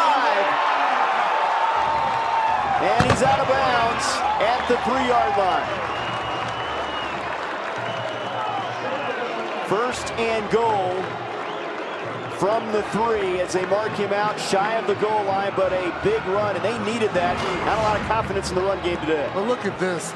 He does it all on his own. Open space, makes the defender miss, and Kerwin Williams then turns on the speed to get down to that last spot. You know, the hard part is you can't tell from the left foot if he did actually step out of bounds from the view we have there. But 52-yard run, Keaton to the air now, and there's an Aggies touchdown into the hands of Kellen Bartlett, and the fifth-year senior adds the touchdown. Nice play by Bartlett and Chucky Keaton on the simple bootleg after the big run by Kerwin Williams setting up. And that's what this offense needed. Look at this bootleg. Just simple play fake, ties it up in there. Bartlett's all alone for his 5th touchdown of the season. Out of Blue Springs, Missouri, the cannon adding the exclamation point. And here's Nick Diaz, and it's 28-9, Utah State. This was a 12-point game, but Kerwin Williams breaks open the big run. 52-yard scamper down the sidelines. Keaton then spots his tight end for the score. It's 28-9, the Aggies, as they do the Scotsman here in the student section at Maverik Stadium, one of the great chants in college sports. Hey, I was just trying to do the Scotsman myself. I'm not coordinated enough. I hit too many things trying to do. I heard you were fleet of foot. Talked to a former coach of yours. He said you were quite the cover guy. There's the kickoff from Bentrud into the end zone, and it'll be a touchback out to the 20-yard line. Kerwin Williams, 74 yards on the ground, and he is 86 yards shy now of the WAC all-time record for all-purpose yardage. That's held by Terrence Mathis, the New Mexico Lobo, who had a great NFL career. Williams, it's doable here in the second half. It's definitely doable. Offensively, Utah State has a lot of work still to do. They've been very sluggish the entire first half. That's the first run that they're able to be effective at. So Vandals have stuck with the ground game, and they go here with Ryan Bass off the right side for a yard, and that's it. Now, the drives have been good. The rushing has been consistent for Idaho, but only 3 field goals to show for it. At some point, you got to open up the offense. Well, they've been good in what I like to call inside the 20s. So inside the 20, they've been effective moving the ball, but once they get down into the red zone, which is from the 20 yards in, that's when they struggle. 2nd and 9 for Davis. Near side incomplete, throws behind Jari Level. They didn't seem to be on the same page there as coverage applied by Will Davis. I think the ball got tipped or hit at the line of scrimmage as he was trying to throw the ball. I'm watching the receivers. They're not really helping him out much. I'm watching how they're running the routes. I don't see a lot of the effort that I should see as they're running these routes. And that's what Coach Gesser talked about. That's why some of these guys are not here today. He said, you know what? You're going to produce. If you don't produce, you won't be here. And I think he's definitely looking at the tapes, watching these young kids saying, who's producing for me? Tough spot here, 3rd and 9 against a tough Aggies defense. Davis to the sideline, incomplete through the hands of Najee Lovett. Good scheme there. The pass a little bit too tall for a 5'9" receiver. A little too high, a little too fast. But look at your defensive coordinator there, Dave Aranda. He understands what's going on. He knows that defensively, right now, they've been playing a little bend, don't break. Usually, they don't bend. They're active. They're active. But Idaho is giving them some issues today. One of the top assistants in college football. He's up for the Broyles Award, one of 29 candidates for that. He's done a tremendous job with this Aggies defense. Cowan's kicked away from Cameron Webb. It bounces inside the 30, and they're going to mark it down at the 23-yard line. Another big kick from Bobby Cowan. Approaching the 8-minute mark here in the third quarter. A lot of tradition here at Utah State, but the name synonymous with Utah State football through the years. Merlin Olsen, the Hall of Famer, his statue set up outside Romney Stadium, facing to the south, part of the fearsome foursome and those great Rams teams. Well, and that's the thing about it is, I didn't know he was a football player until later. You kind of know him as the big guy on Little House on the Prairie, And, oh, come on. You'd read your history books? Well, I'm just saying. It's just, and then all of a sudden you're like, that dude was part of the fearsome foursome. Yeah, he was a good one. Rosie Greer and his great Rams teams, and a great career at Utah State, obviously. And Merlin Olsen Field here at Romney Stadium. There's a pass completion by Jacobs, and they mark him out at the 35, 5-yard pickup. But I think the thing about it is when you look at those guys and you meet them off the field, they're also nice. You would have not known the reputation that they had on the football field back in the day. A gentle giant, right? Yeah, exactly. Except on the field. Right. He flipped that switch on. 2nd and 5 now at the 35-yard line. Keaton rolling left. Downfield, Austin the catch and a first down as he's hit hard by Gary Walker at the 46-yard line. That was nice footwork by Keaton. Watch, he comes out, it's not there. He's not there, uses his feet to hold the defender right there a little bit, Swell Tualele, and buys just enough time to get the ball to Matt Austin. This dynamic player is what he's been since day one of being here. 11-yard pickup. Keaton now 10 of 16 through the air. Throws it again to the sideline. And the catch is made by Cameron Webb. He's tripped up at midfield after a 4-yard pickup. And that was Tracy Carter, the junior corner, on the tackle. Flying in there, making a big play. Keeping that from a big yardage opportunity, because if he had missed that, he definitely could have picked up an additional 10 to 15 yards. Webb, one of the 19 Aggie seniors from Millville, Utah. 2nd and 7 now to the other sideline. That short hop incomplete, intended for Matt Austin. With the exception of that Williams run, they've abandoned the running game here. Well, and mainly I think because as an offense, you have to take what the defense gives you. And for some apparent reason, this Idaho defense against the run today is very stout. But Coach Anderson, I think is shocked, because he told us, we're not sleeping on this team. This team has played us very well the past few years. And I think that's what we're seeing them having struggles on the running game. 3rd and 7, Aggies from their own 49-yard line. Midway through this third quarter, a WAC outright championship at stake for Utah State, trying to add to their lead. Keaton setting up the screen, caught by Jacobs, hit right at the line of scrimmage and dropped. Well read by that defense, and that was Sua Tuala, the senior from San Francisco, the middle linebacker. Good play coming, closing off that receiver screen. They went right back to the play they did before, but the difference was the receiver ran towards Chucky instead of him trying to make that long throw to the wide side of the field. That allowed the defense the opportunity and the time to close on it.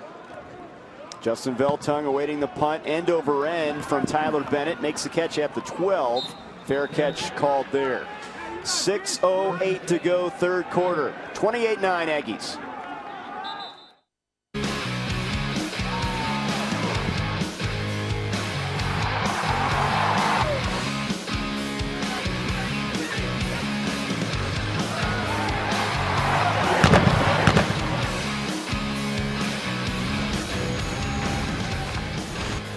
Senior day in Logan, and a lot of good things at the end of the rainbow if the Aggies can hang on here. An outright WAC championship. If Utah State can get a win.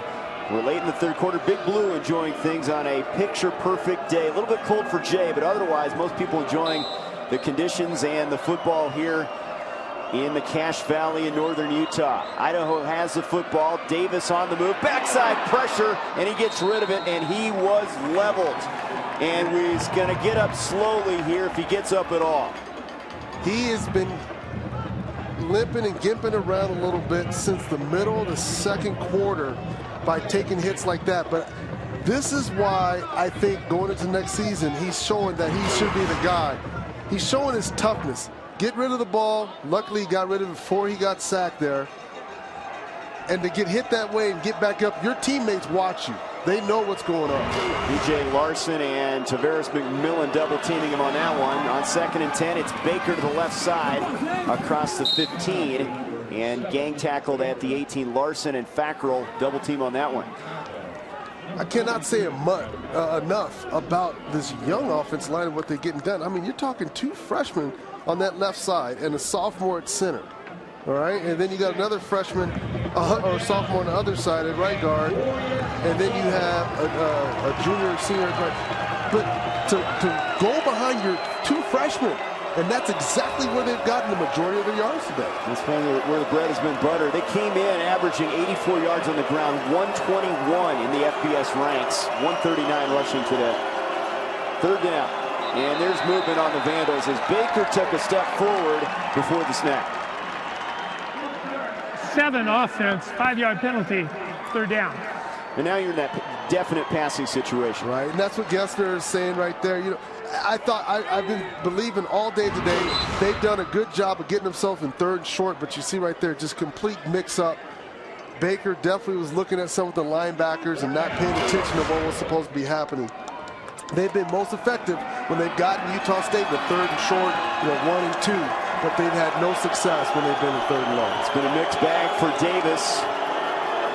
Here he is on 3rd down. Pressure coming. They set up the screen. Baker's got it. That's not going to get him a 1st down. Tackled at the 19. And that was Jordan Nielsen. And they'll have to punt it away. Well, and that's the thing about it is when you look at what has transpired in this game, and although Idaho has not put points on the board, they've been able to convert on 3rd downs when they're short. This Utah State defense is too tough. When they get you in 3rd and long, you can forget about trying to convert that. It's Bobby Cowan, 5th-year senior from Vancouver, Washington, just across the river from Portland, Oregon. Will punt it away. Rolling left, it's a fake. Cowan wants to run for the 1st down. Can he get there? It's close across the 22. A fake by Cowan deep in their own territory. How about that for rolling the dice? Well, and he got it. And that's the thing about it when you're playing against a team that has nothing to lose. They're going to do a fake punt on their own 20-yard line, and they get it. And he actually had time. He decided, do I want to do a picnic lunch or do I want to go to In-N-Out? Yeah, he's trying to figure it out, and he decided to run and go. And it's just, to me, that's what's crazy about when you look at this team. They have talent, they have ability, they just struggle. And watch, look at this, he's running on, what do I want to do today? Nah, well, let's do this over on this side. And I mean, that is a long time. There's Ryan Bass for 3 yards out to the 26-yard line. You have to love the creativity, though.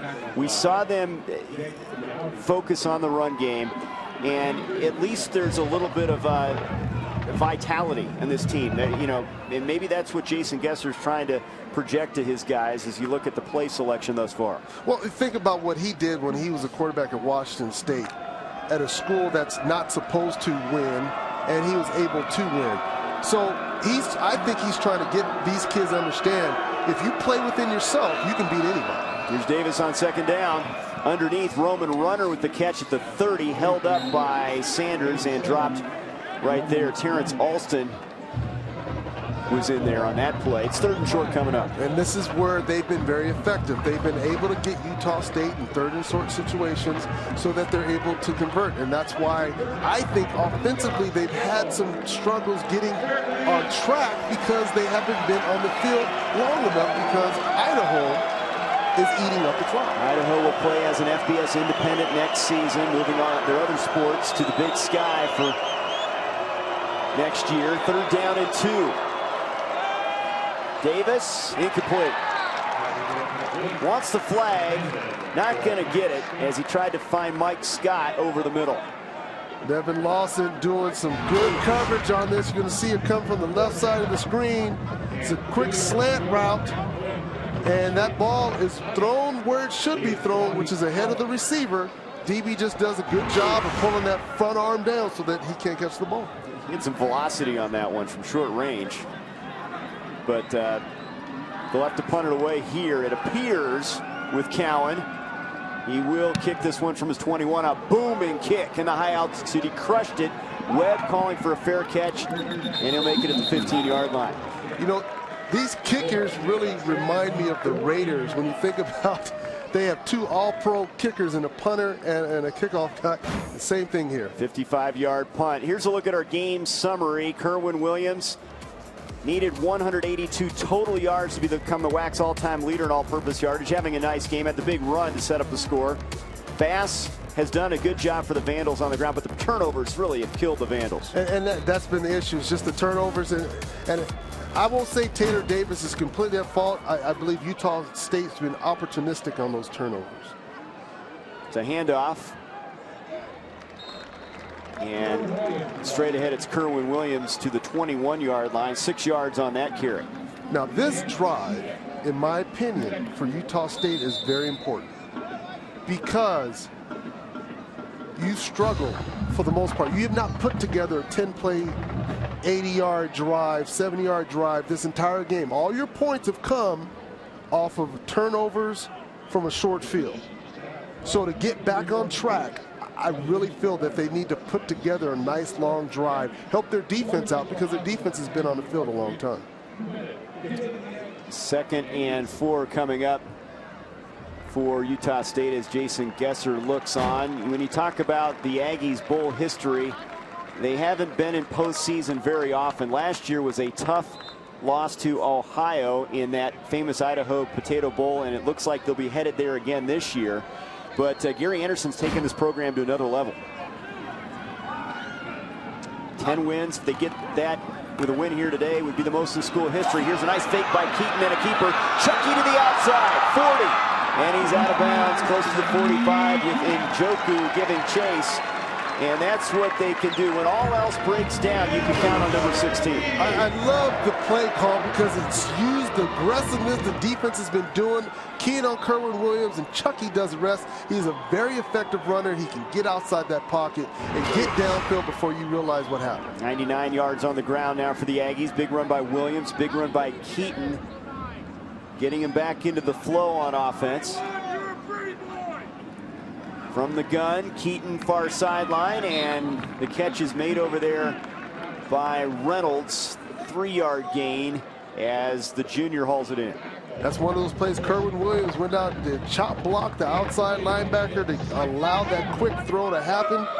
And that's what this offense can do. That's why I say it's important for this drive, for them to get back on track to what the fans here expect them to do. 2nd and 7 from their 45. Kerwin Williams straight ahead, shut down at the line of scrimmage. They've not been able to get much between the tackles. Sia VE was in there, and he got some help from Jesse Davis, a nose guard. And what's really more impressive about what's been going on with this run game is you're looking at one of them right there, Ryan Edwards and Jesse Davis. These guys have not stepped off the field. They've been out there all game long and still stuffing the inside run. Yeah, they lost Carney to a knee injury. Quayshawn Buckley, 305-pounder, who's been their most productive lineman, not playing either. And that is not easy against this spread attack, playing just 2 nose guys up there. 3rd and 7. Keaton over the middle. It's Bartlett, and he's close to the first down at the 48-yard line of Idaho. Tuala on the tackle, and he got some help from Njoku. Chucky zipped that ball in there. Good throw. Good route. There's nothing much you can do about that on defense when the quarterback has that much time to just sets his foot and zips it out. And that's the final play of the 3rd quarter. The Aggies offense heating up. Keaton now 14 of 21, 105 yards, a couple touchdowns. They will have over 100 on the ground as well. 1 quarter to go. Utah State looking for the outright WAC championship. In control here in Logan.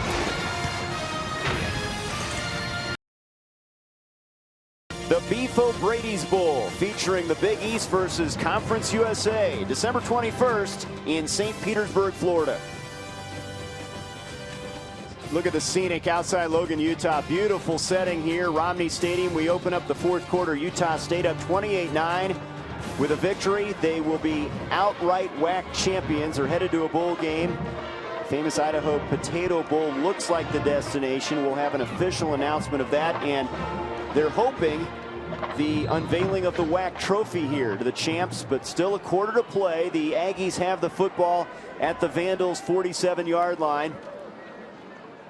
1st and 10.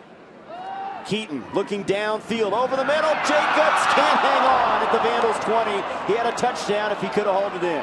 That was so beautifully executed. Chucky ducked his head, and as a defender, you can't see it.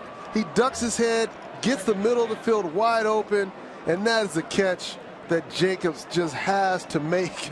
He has to make that. There's no reason he walks in the end zone if he does that. Fastest Aggie receiver couldn't hang on to it. Battling the sun maybe a little bit. I think he was thinking end zone a little too much. You got to catch it before you run. 2nd and 10 now. Keaton hands it off to Williams. Stretch play to the right side, and he bangs off a couple Vandals, and he's down to the 43, 4-yard pickup.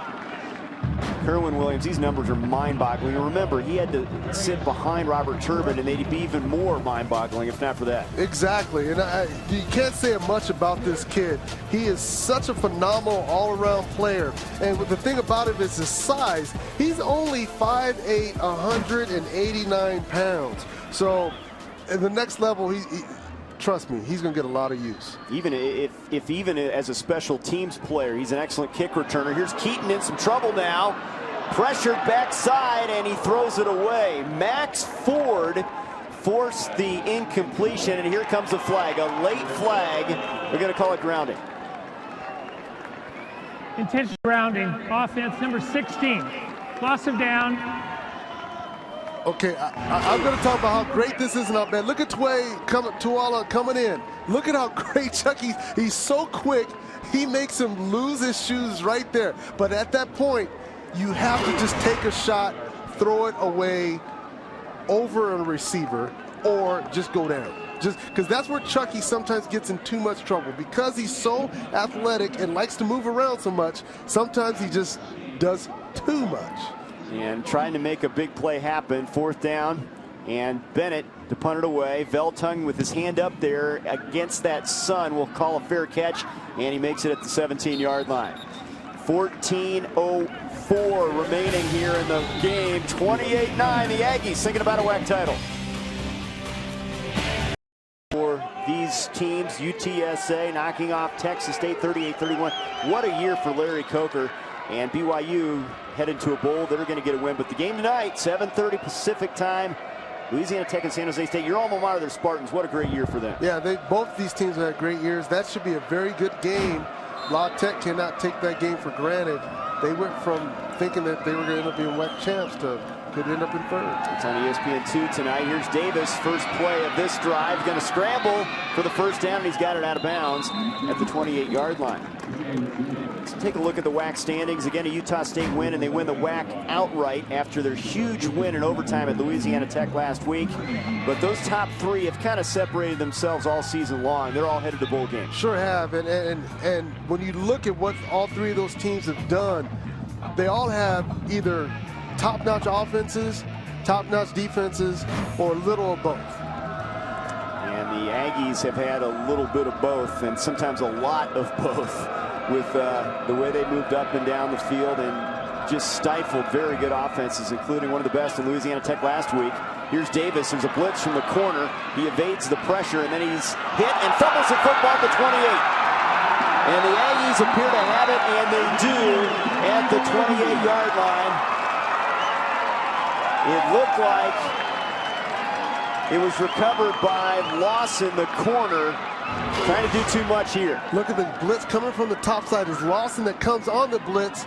Good block there by James Baker to help him out. But right there, Nice knockout by, I want to say that's Doughty, that came in there and hit Tyler Davis's elbow as he was going down. No, that's Connor Williams. It comes in and hits him, but what they're looking at is to see if his knee was down as that play transpired. Taylor Davis having a kind of a tough day. You can see as he bends over, he's taking a lot of contact out there today. So it's under review. Here's a look again. Hit by Cowden initially. So Cowden hits him. Then Williams. See, the ball's out. It's fumble. That's definitely a fumble because his knees were not down before the ball got there. Well, first down. They confirmed the ruling on the field. It is a fumble in Aggies recovery. It was Connor's knee that hit. And you know what, Taylor Davis, that's a hard one right there. How do you had the ball tucked away as you were going down, and a knee comes in and hits the top of the ball. So that makes it tough. And Gessler's saying, 5 turnovers. It's hard to win a game when you have that many turnovers. They're number 118 at the FBS level in turnover margin. So par for the course for this team this year. Here's Keaton looking right side after faking left, in trouble at the 35. And he shovels another one away. That's going to rule. They're going to rule that incomplete. Tried to shovel it away to Bartlett, and the last 2 times dropping back have been adventures for Chucky Keaton. Well, it's twofold. What's happening is he drops back, right? That was a trick play. They were doing a reverse. Watch this guy come on the reverse. That's Jacobs, and he's going to actually try to throw the ball to him, but the defense was smart enough, didn't buy it, and because of that, it allowed the defensive line time to get to him for that play. They're going to call this grounding here. 16, loss of down at the spot of the foul. Bartlett appeared to be in the area, but they're going to call this grounding for the 2nd time for Chucky Keaton. Vince Keener had him in his grasp before he grounded it. And Coach Anderson wants an explanation here. He's saying, wait a minute, because Bartlett definitely was in the area. Watch, you see Bartlett's hands go up. He throws the ball, and there's Bartlett right there. So it wasn't like there was nobody not close. He was close. So a 15-yard penalty, loss of down, 2nd and 25 now at the 42 for the Aggies. Split backs this time, Hill in motion.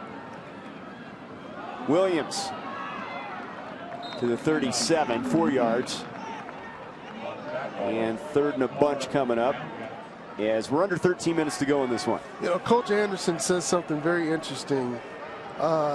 He said these guys really grasp now what it takes to get it done, be it ugly or not. And this is, for all intents and purposes, has not been one of the cleaner games Utah State's had. But this shows the maturation of this team. They're still able to win even when things are not going the way that they should. No doubt about it. He said they learned a lot from their close losses as well.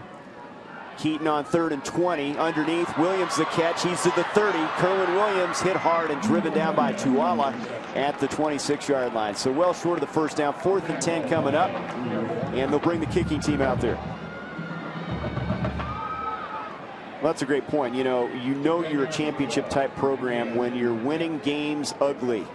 They lost a lot of games ugly. And you consider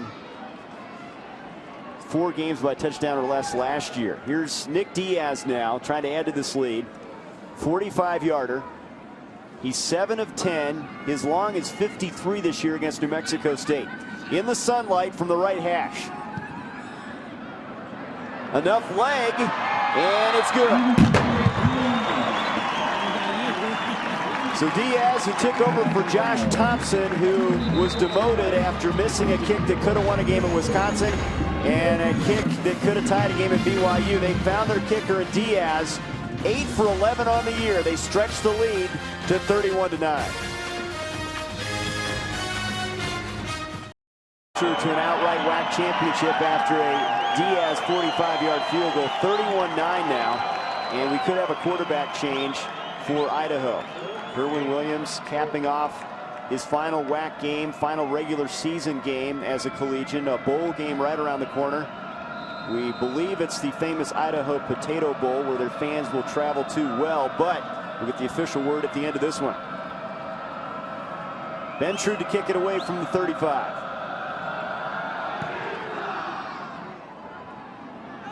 Najee Lovett from the goal line for the Vandals. Escapes Glover right, but not Reynolds, and he goes down at the 10-yard line. We've seen Taylor Davis. He's taken quite a beating back there. He's been picked off 3 times, has fumbled, and now we're going to see Logan Bushnell, the 5th-year senior. He will come in his final game as a collegian. Has started 4. Did not play well against UTSA last week, but was dinged up, had concussion tests, and he passed them all. And they say he's fine, and we expected to see a little bit of him today. Right. The senior, last game, definitely has to get out there on the field. Especially with the concussions, you can never be too safe, but Taylor Davis did get a little beat up today. Davis did show some good things out there. Here's a handoff to Bass running off the left side, and he's across the 15. The ball's free at the 15. They're going to say he is down. Down at the 15-yard line. They'll keep possession. I can tell you one thing.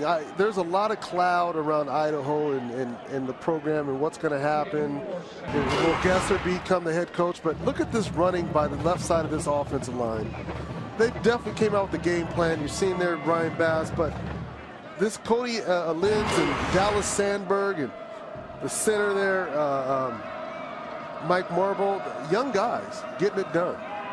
Here's Bushnell, pressured, throws incomplete, intended for Justin Veltung. In talking to their interim head coach, Jason Gesser, who wants to be the head coach, he's happy with the job he has done keeping the team together. Right, and you see in this situation, I was just talking about the line, how they're getting it done. Now you're seeing why they're running the ball so much, because when you have young offensive linemen, pass blocking is one of the toughest things for them to learn. So run blocking is so much easier. And I think that's why Gesser's game plan, when he came up with today, which I think was very effective, was to establish the run. And like I said, they have bright lights. With these young guys coming back, there's a good future for them. He thinks they're going in the right direction. Here they are on 3rd and 6. Bushnell, Nielsen pressuring, and Nielsen sacks him with some help from Fili Moyatu back at the 7-yard line. And that's where this team gets in trouble. This is where they've struggled. Look at the bottom of your screen. Look at Feckrell. Sets it up, swims inside. And that's just a straight up getting beat right there. Spencer Beal, and he's a sophomore himself. That's why I say, that's why we've been seeing them run the ball, because pass blocking has been an issue. Nielsen has been a real star as a redshirt freshman. 6'5" defensive end from Smithfield, Utah. Cowan with the kick, hangs it up there near midfield. Webb on the receiving end, Webb to the 40, and Cameron Webb down to the Vandals' 38-yard line. Tackle made by Nick Landek, a redshirt freshman for the Vandals. 9:54 to go. Again, the outright WAC title is on the line. You got to go back to 1936 to find the last time they won it outright. School record for wins, and you know, to be able to protect the home turf is so important. Well, and that's one of the biggest things about it is when you want to be an effective program, there's a few things it starts with. It starts with first winning at home. You have to find a way to win at home. 2, you have to beat the teams you're supposed to beat. And then 3 is get into the tough games and find a way to win even when you're not playing well. And I think that's what this team has done, and Coach Anderson's done a great job before. Here's Kerwin Williams bouncing to the outside to the 36, and he's taken down by Njoku. Now a couple flags come in, and this could be headgear. Did he grab the mask on the way down?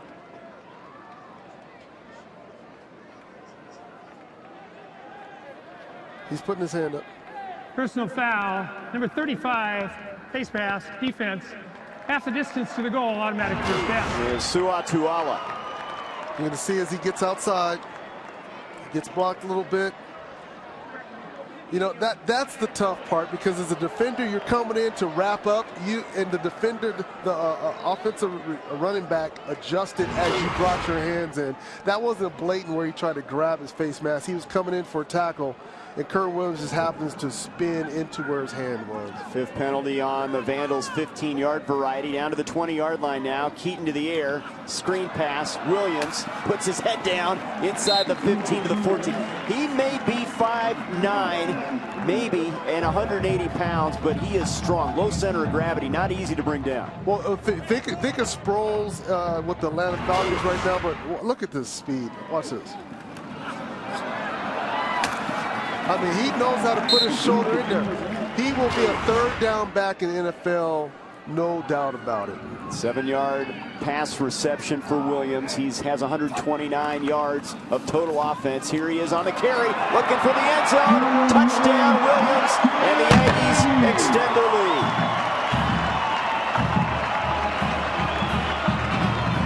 That play was very effective because earlier when Chucky Keaton stuck the ball in there and pulled it out and had that 25-yard run, defense had to play that honest now. Because he did that, Kerwin Williams was very simple and easy for him. Get the ball, break off tackle, and take it into the end zone. 12 rushing touchdowns for the senior from Las Vegas, Nevada. Went to the same high school as Greg Maddox. Was not recruited by UNLV. Came to Utah State, and glad he did. About to be the WAC champion. Diaz, the extra point, 38-9. Aggies, just under 9 minutes to go. Utah State pulling away, looking for the outright WAC title. Kerwin Williams has 2 touchdown plays in this one.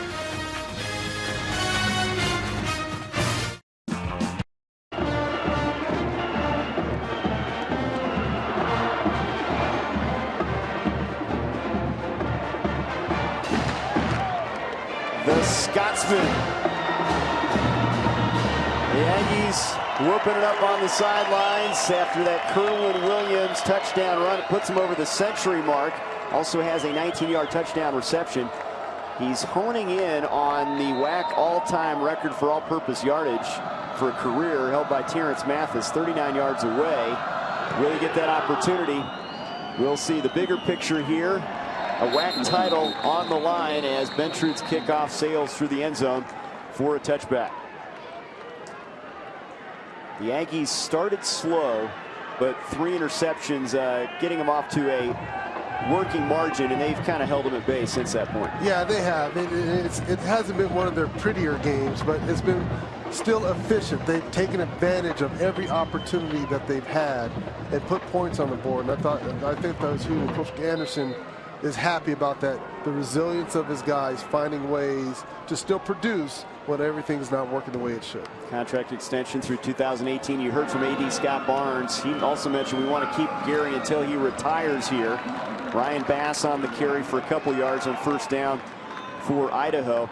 The other thing about Gary Anderson, it's not just his time at Utah State. He is a Utah guy. He was defensive coordinator at Utah from 04 to 08. Had that perfect season under Urban Meyer.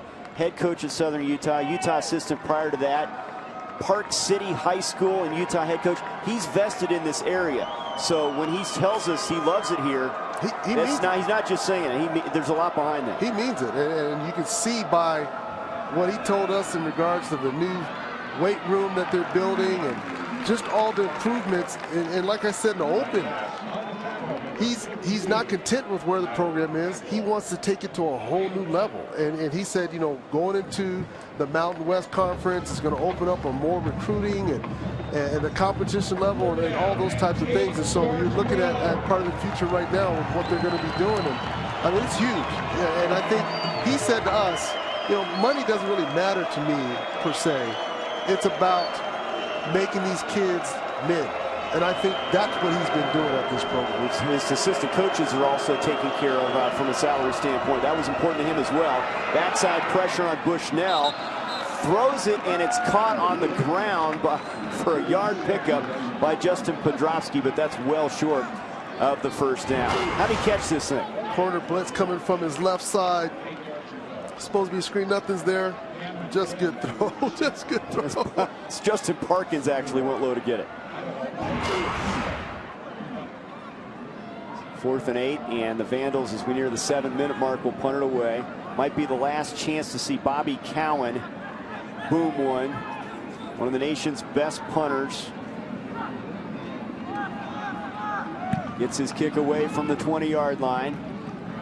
It's Webb at the 34 and hit right away at the 35. C of EE down there on the stop with 6:45 to go. 2 stars, Chucky Keaton and Kerwin Williams. Well, Chucky, what can you say? He's just getting better with every game. Precise throws, finding open receivers. doing what it takes, even if he has to do it with his legs, to get into the end zone. That's the type of play you want from your quarterback. And then when you look at Kurt Williams, what can you say? This kid, for 4 years, has been a stellar player here at Utah State, doing whatever's asked of him, if it's catching the ball out of the backfield, running with it, or whatever. And here's Keaton after faking it to Williams on the quarterback keeper. And he's up to the 42-yard line for 7 yards. You know, both of those guys coming off career games, you could argue their best games in the win at Louisiana Tech. You know, Williams had 162 and 2 touchdowns, over 100 yards receiving at Tech. Keaton had 340 passing, 121 rushing. More of a blue-collar lunch pail thing, but they've started to heat up as the second half has worn on. And that's what you want to do. You want to, as the game progresses, you get better, cleaner, crisper. Keaton on play action now. Dumps it off underneath. It's Austin, first down, midfield, and he hops out of bounds. Took a little, I don't know what that was, at the 48-yard line. He's trying to get a couple extra yards there. His momentum was taking him one way. He was trying to come back in there the other. But I like the play call again by offensive coordinator Matt Wells. Look at this. As he gets it, he wants to get a couple more. Like a pogo stick. That comes a point in the game where you just trying to make sure you don't turn the ball over. Don't do nothing too crazy. There's Travis Van Leeuwen, a junior from Provo. There's Austin, the sixth-year senior, playing his final game at Romney Stadium on senior day. Here's Williams on the carry down at the 41-yard line. And Coach Anderson again said this senior class, third in school history in wins, a special group. You know, and you mentioned the belief that they will win. The senior class dictated a lot of that to the other guys. Completely. The whole motto, how they do things here, where a senior takes a freshman and, you know, pretty much is like their big brother, brings them through the program, explains all the different things. That is huge. And then for these guys, you see getting the applause as he comes off the field. These guys are leaders. So they teach the younger kids. And I love what he said when we talked about the different big games that they lost. He goes, we walk in any stadium, feel we can beat anybody anywhere. So Keaton and Williams off the field. Craig Harrison in a quarterback. Will toss to Joe Hill. And he takes it for a first down to the 34-yard line. What a career for Kerwin Williams. As you saw the applause coming off the field. He'll go down as one of the greats in WAC history. Yep. Here goes another one. Matt Austin as well. He's a receiver you're going to see in the NFL, I believe, because he's such a workaholic. And here's the trophy getting ready to come on out. Something that this is well-deserved for Coach Anderson in this program and all these kids. Now, hardware is on its way to the sideline as we near the 4-minute mark. What a big moment for this school, for this community that supports the Aggies. Here's Hill, and he's dropped for a loss back at the 36-yard line. But, you know, Gary Anderson, last year they were 7-6. It could have been a bigger year, but this year you could argue they could have run the table. You know, they make the kick at Wisconsin and they lose 6-3 at BYU. It's amazing the year they've had. Oh, completely. But if you talk to Coach Anderson, those losses up until this point is what's created this team. Because they've had those teams. They went to Auburn and had them beat. You and I felt that they could win that game. The rest of America knew nothing about Utah State. And then all of a sudden after that Auburn game last year, everybody's like, oh, wow, Utah State. You know, Coach Anderson's done a great thing here. Here's Harrison, the sophomore. This pass deflected. He catches it. He can't throw it again. He'll just run out of bounds at the 49. Keener deflected it into the air, and now we're going to fight on the sidelines. The Aggies and Vandals in a scuffle after the play. And this is one of the situations you see guys trying, and there's Jesser telling all of them to head back, and then there's Bass running all the way over there. These guys have to be smarter than this. The game cannot get to this point. You've got to allow your emotions to stay in check. But you can see right there, if he was smart, he should have knocked it down. That's one of the things that he'll learn as time progresses. But there's the end of the play. C of E throwing Harrison out of bounds, and then so right here, Tialavea and Bradley getting into it. Yeah. Bradley there. And you cannot throw blows. You cannot do those types of things. That's what makes you lose your scholarship, get kicked out of a school. You got to be smarter than that. Emotions play a huge part. Now, if this was the NFL, they have the eye in the sky. Anybody that leaves the sideline to head onto the field would get fined, and they would lose money out of their pocket. Well, man, it's ridiculous. And you know, you have Utah State celebrating probably one of the greatest seasons in school history, and to have a scuffle like that to take away from that that moment here, which is pending, is very disappointing. So those sort things out here, hopefully cooler heads will prevail as Bradley's kicked out. And it shouldn't have been. It's one of those kind of situations that you have to be smarter than the situation. Dead ball, personal foul, number 43, Idaho. Unsportsmanlike conduct, leaving the team area on Idaho. First down. So the Aggies will get that penalty yardage here. Tialaveo was involved in that with Bradley on the sideline, and then it escalated. And obviously a lot of frustration for Idaho as Utah State is starting to celebrate. It has been as rocky and as disappointing a season as you can imagine up there in Moscow. It has, and Coach Kessler is just trying to keep these guys in check, under control, trying to get them to play hard and physical, as you should, but you have to be smart. You cannot make boneheaded mistakes. And I honestly think from our conversation we had with him, he's on the right track because he's kicked several people off the team since he's been head coach because he's not going to stand for these type of antics. So I think Idaho, they have a lot of things they have to work on. It's just a matter of what direction they're going to start with the head coach, and he goes from there. 20-yard line now for Craig Harrison, the sophomore from Grantsville, Utah. He's in a quarterback for Keaton. Toss to Joe Hill.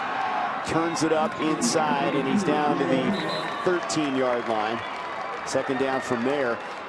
It's finished point. You see Gary Anderson. He's was so elated, emotional after the win at Louisiana Tech, but that would be all for naught if they didn't win here today. So they got it done, and what a crowning achievement in the final year in the WAC for Utah State. Well, I guarantee Coach Anderson is saying this is a culmination. It's not just this year's team.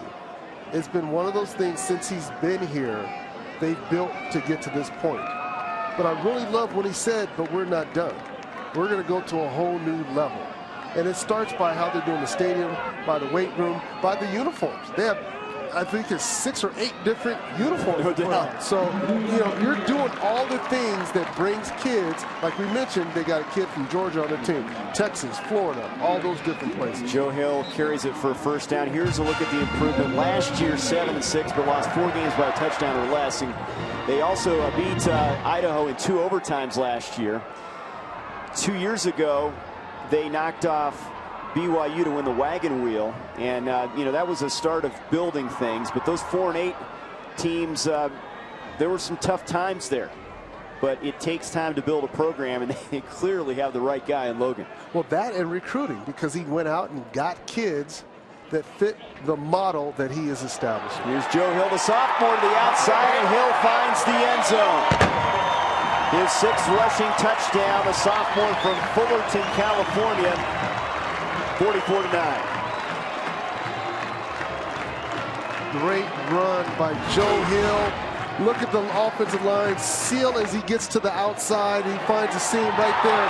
CMVE might have had a chance, but he was by him so quickly, he didn't know what was going to happen. Hill, the biggest surprise this season, in listening to Matt Wells, the offensive coordinator, good receiver, tough open field guy, but he only had 7 carries a year ago, and he's been a nice guy to spell Kerwin Williams this season. Well, and they even have Robert Marshall, who isn't active, I think, today, 6 foot 223 pounds. Joe Hill, 5'11", 185 pounds. They got another freshman, Kelvin Lee, 5'10", 180. They got some speedsters. They got some guys.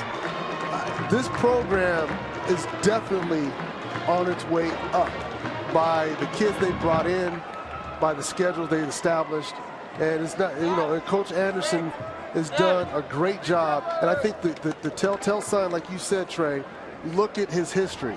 He hasn't left the state. He has no desire to leave the state. His desire is to make this program a perennial program. 45-9. The celebration beginning for Utah State will get an official announcement that we're understanding will happen right after the game, that they're heading to the famous Idaho Potato Bowl. Their 10 wins will be the most in school history, and they're going to win an outright WAC championship. You know, and everybody thought Louisiana Tech would be the team this year. They knocked them off on their turf. And that's why when we talked to him, he said, you know, yesterday or last week's game was huge in regards of where the team has come from, because we mentioned all those tough, tight games that they've lost by 7 points, by 3 points. Then they have a game that you have to win on the road. You get it done. Ventrude's kick fielded by Najee Lovett. He'll come out of the end zone. He is hammered, absolutely lit up by Joey DiMartino at the 11. Wow. That kind of puts the exclamation point on a championship season, huh? That's where no execution by the Idaho blocking front, allowing him to come into you that way. Look from the left-hand side. He's not even blocked. And so the runner's defenseless, has no chance whatsoever. You're a native of San Diego. That's where DiMartino is from, the junior. And look at the crowd as they see this. They're like, oh my goodness. And look at, he's like, you don't get it, honey. Honey, that was a hit. And she's like, what? So a big moment for the special teams as they'll run it. Idaho with Justin Parkins off the left side of the 16-yard line for a couple yards. And finishing the thought on Jason Gesser of Idaho. Phone interview this week with the search committee, the athletic director, about the future of Idaho football. Gesser hopes to be the full-time guy, and they may learn by next week what direction they're going at Idaho. Well, it starts with, you got to understand what it is you want to do, and once you know what it is you want to do, you get the person to fill that spot. Bushnell hands it off, and running off the right side with it is Donovan Cunningham, and Gary Anderson gets the bath at the end of this one. He sure did. The fans are going nuts. They saw us coming. I'm cold for him because I know it's a little bit chilly out there, and he just added some water on him. But great win and great season for Utah State.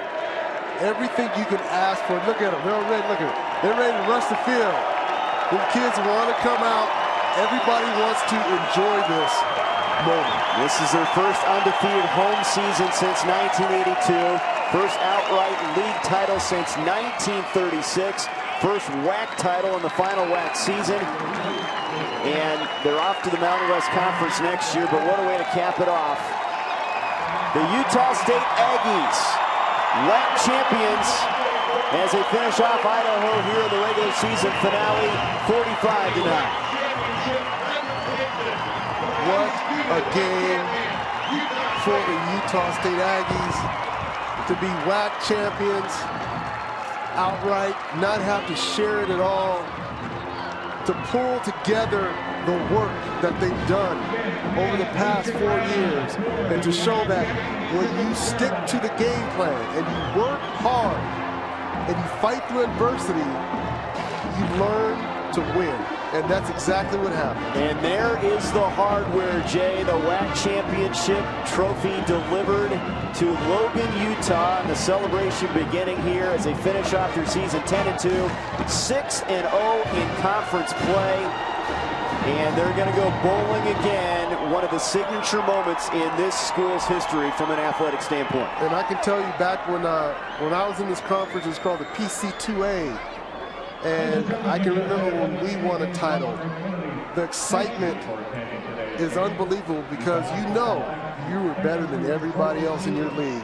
And you know for the next year, everybody's going to look at you and say, oh, you are the champions. Chucky Keaton will be the clear-cut leader next year. He'll be a junior for Utah State. Last year they made it to a bowl game and lost. That is another hurdle they still need to clear. And it appears it'll be the famous Idaho Potato Bowl, but they want to win the bowl game this year. And that's a big piece of it. I think that's something that they can do. When you look at this team, they're battle-tested. You think of the game earlier in the year. I was watching when they played in Wisconsin. They had that game. They should have beat that team. Last year they played Auburn. They had them. They should have beat them. To get to where they are now, they understand we're going to get to this bowl game and we're going to win. And I think what's really huge about this is look at the fans and the people that are here. This is the holiday weekend. Everybody's usually gone on the Thanksgiving weekend. All these fans came back for this. And I think that speaks volumes about what Coach Anderson and what they've done here. And they had a throng of fans welcoming the team back after their win at Louisiana Tech. And Gary Anderson was really humbled by that support. And there you see the other side, Taylor Davis, hoping he can be the starter at quarterback next year for Idaho. But this is the Aggies' day. And how about this? 11 straight conference wins for this program. 11 straight in conference play, and they've won 15 of the last 18 games. You think he has them headed in the right direction? He definitely has them headed in the right direction. And what I love about this, too, we know this is the last official game of the WAC conference right now in regards to football. So not only are WAC champions, they are the last WAC champions. So that even takes it a little bit farther, because when everybody mentions this conference, the last champion they're going to talk about is Utah State. There's been some great football played in this conference. You go back to the BYU and Utah days, of course, Boise State and Louisiana Tech. Last year, the defending champ, they have been knocked off now, but they have a exciting team that we followed this year as well. But it appears that 3 teams out of this conference are heading to bowls. We'll see how it plays out. Utah State, Louisiana Tech, and San Jose State. But nothing like bringing home the hardware, and they got to get the trophy case ready for that. But first, they're going to share it with all their fans. And, you know, that trophy is nice. Now, I have to admit, sometimes as a player, you don't realize how much it means unless you don't have any in your room. So when recruits come here and they walk through this weight room and the coach's office, they're going to have that trophy right there. And it's like, you know, you're not just coming to any program. You're coming to a program where we're WAC champs, where we've built something, and people are scared to play us. Here's Gary Anderson.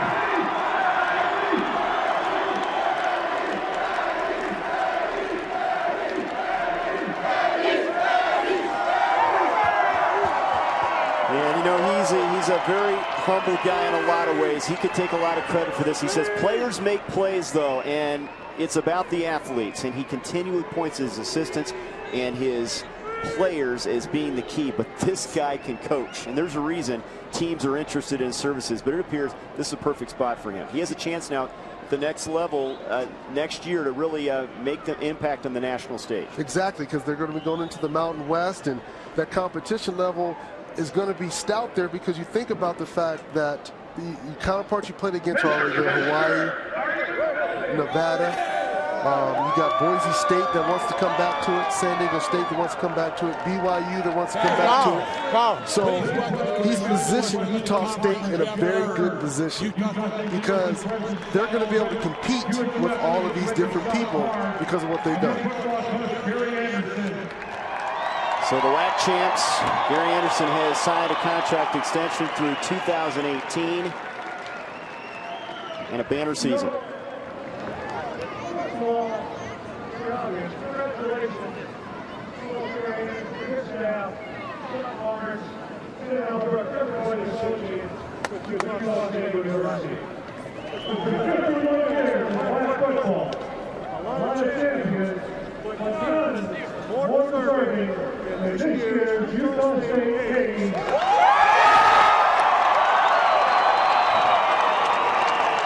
You heard it, 51 years of WAC football, the final WAC champion here. They won on the road against the top 3 contenders in the league, went unbeaten, and look forward in a couple weeks, 3 weeks, to another win in the bowl. Famous Idaho Potato Bowl. My honor, my pleasure to award this trophy to Coach Gary Anderson and staff and this team. That bowl game could be on the horizon, but right now the WAC championship is the Aggies. Utah State wins it Gary Anderson and the throng here in Logan celebrating a great moment for the Aggies. I think it's great what they've done to get this accomplishment, to get it at home is huge. This program is on the upswing, and with Coach Anderson at the helm, I think they have great things to look for in the future. The final score 45-9. The Aggies win it over Idaho. Thanks to Jay Taylor, I'm Trey Bender saying so long from Logan, Utah. This has been an exclusive presentation of ESPN, the worldwide leader in sports. They're celebrating in Logan, Utah State, WAC champs.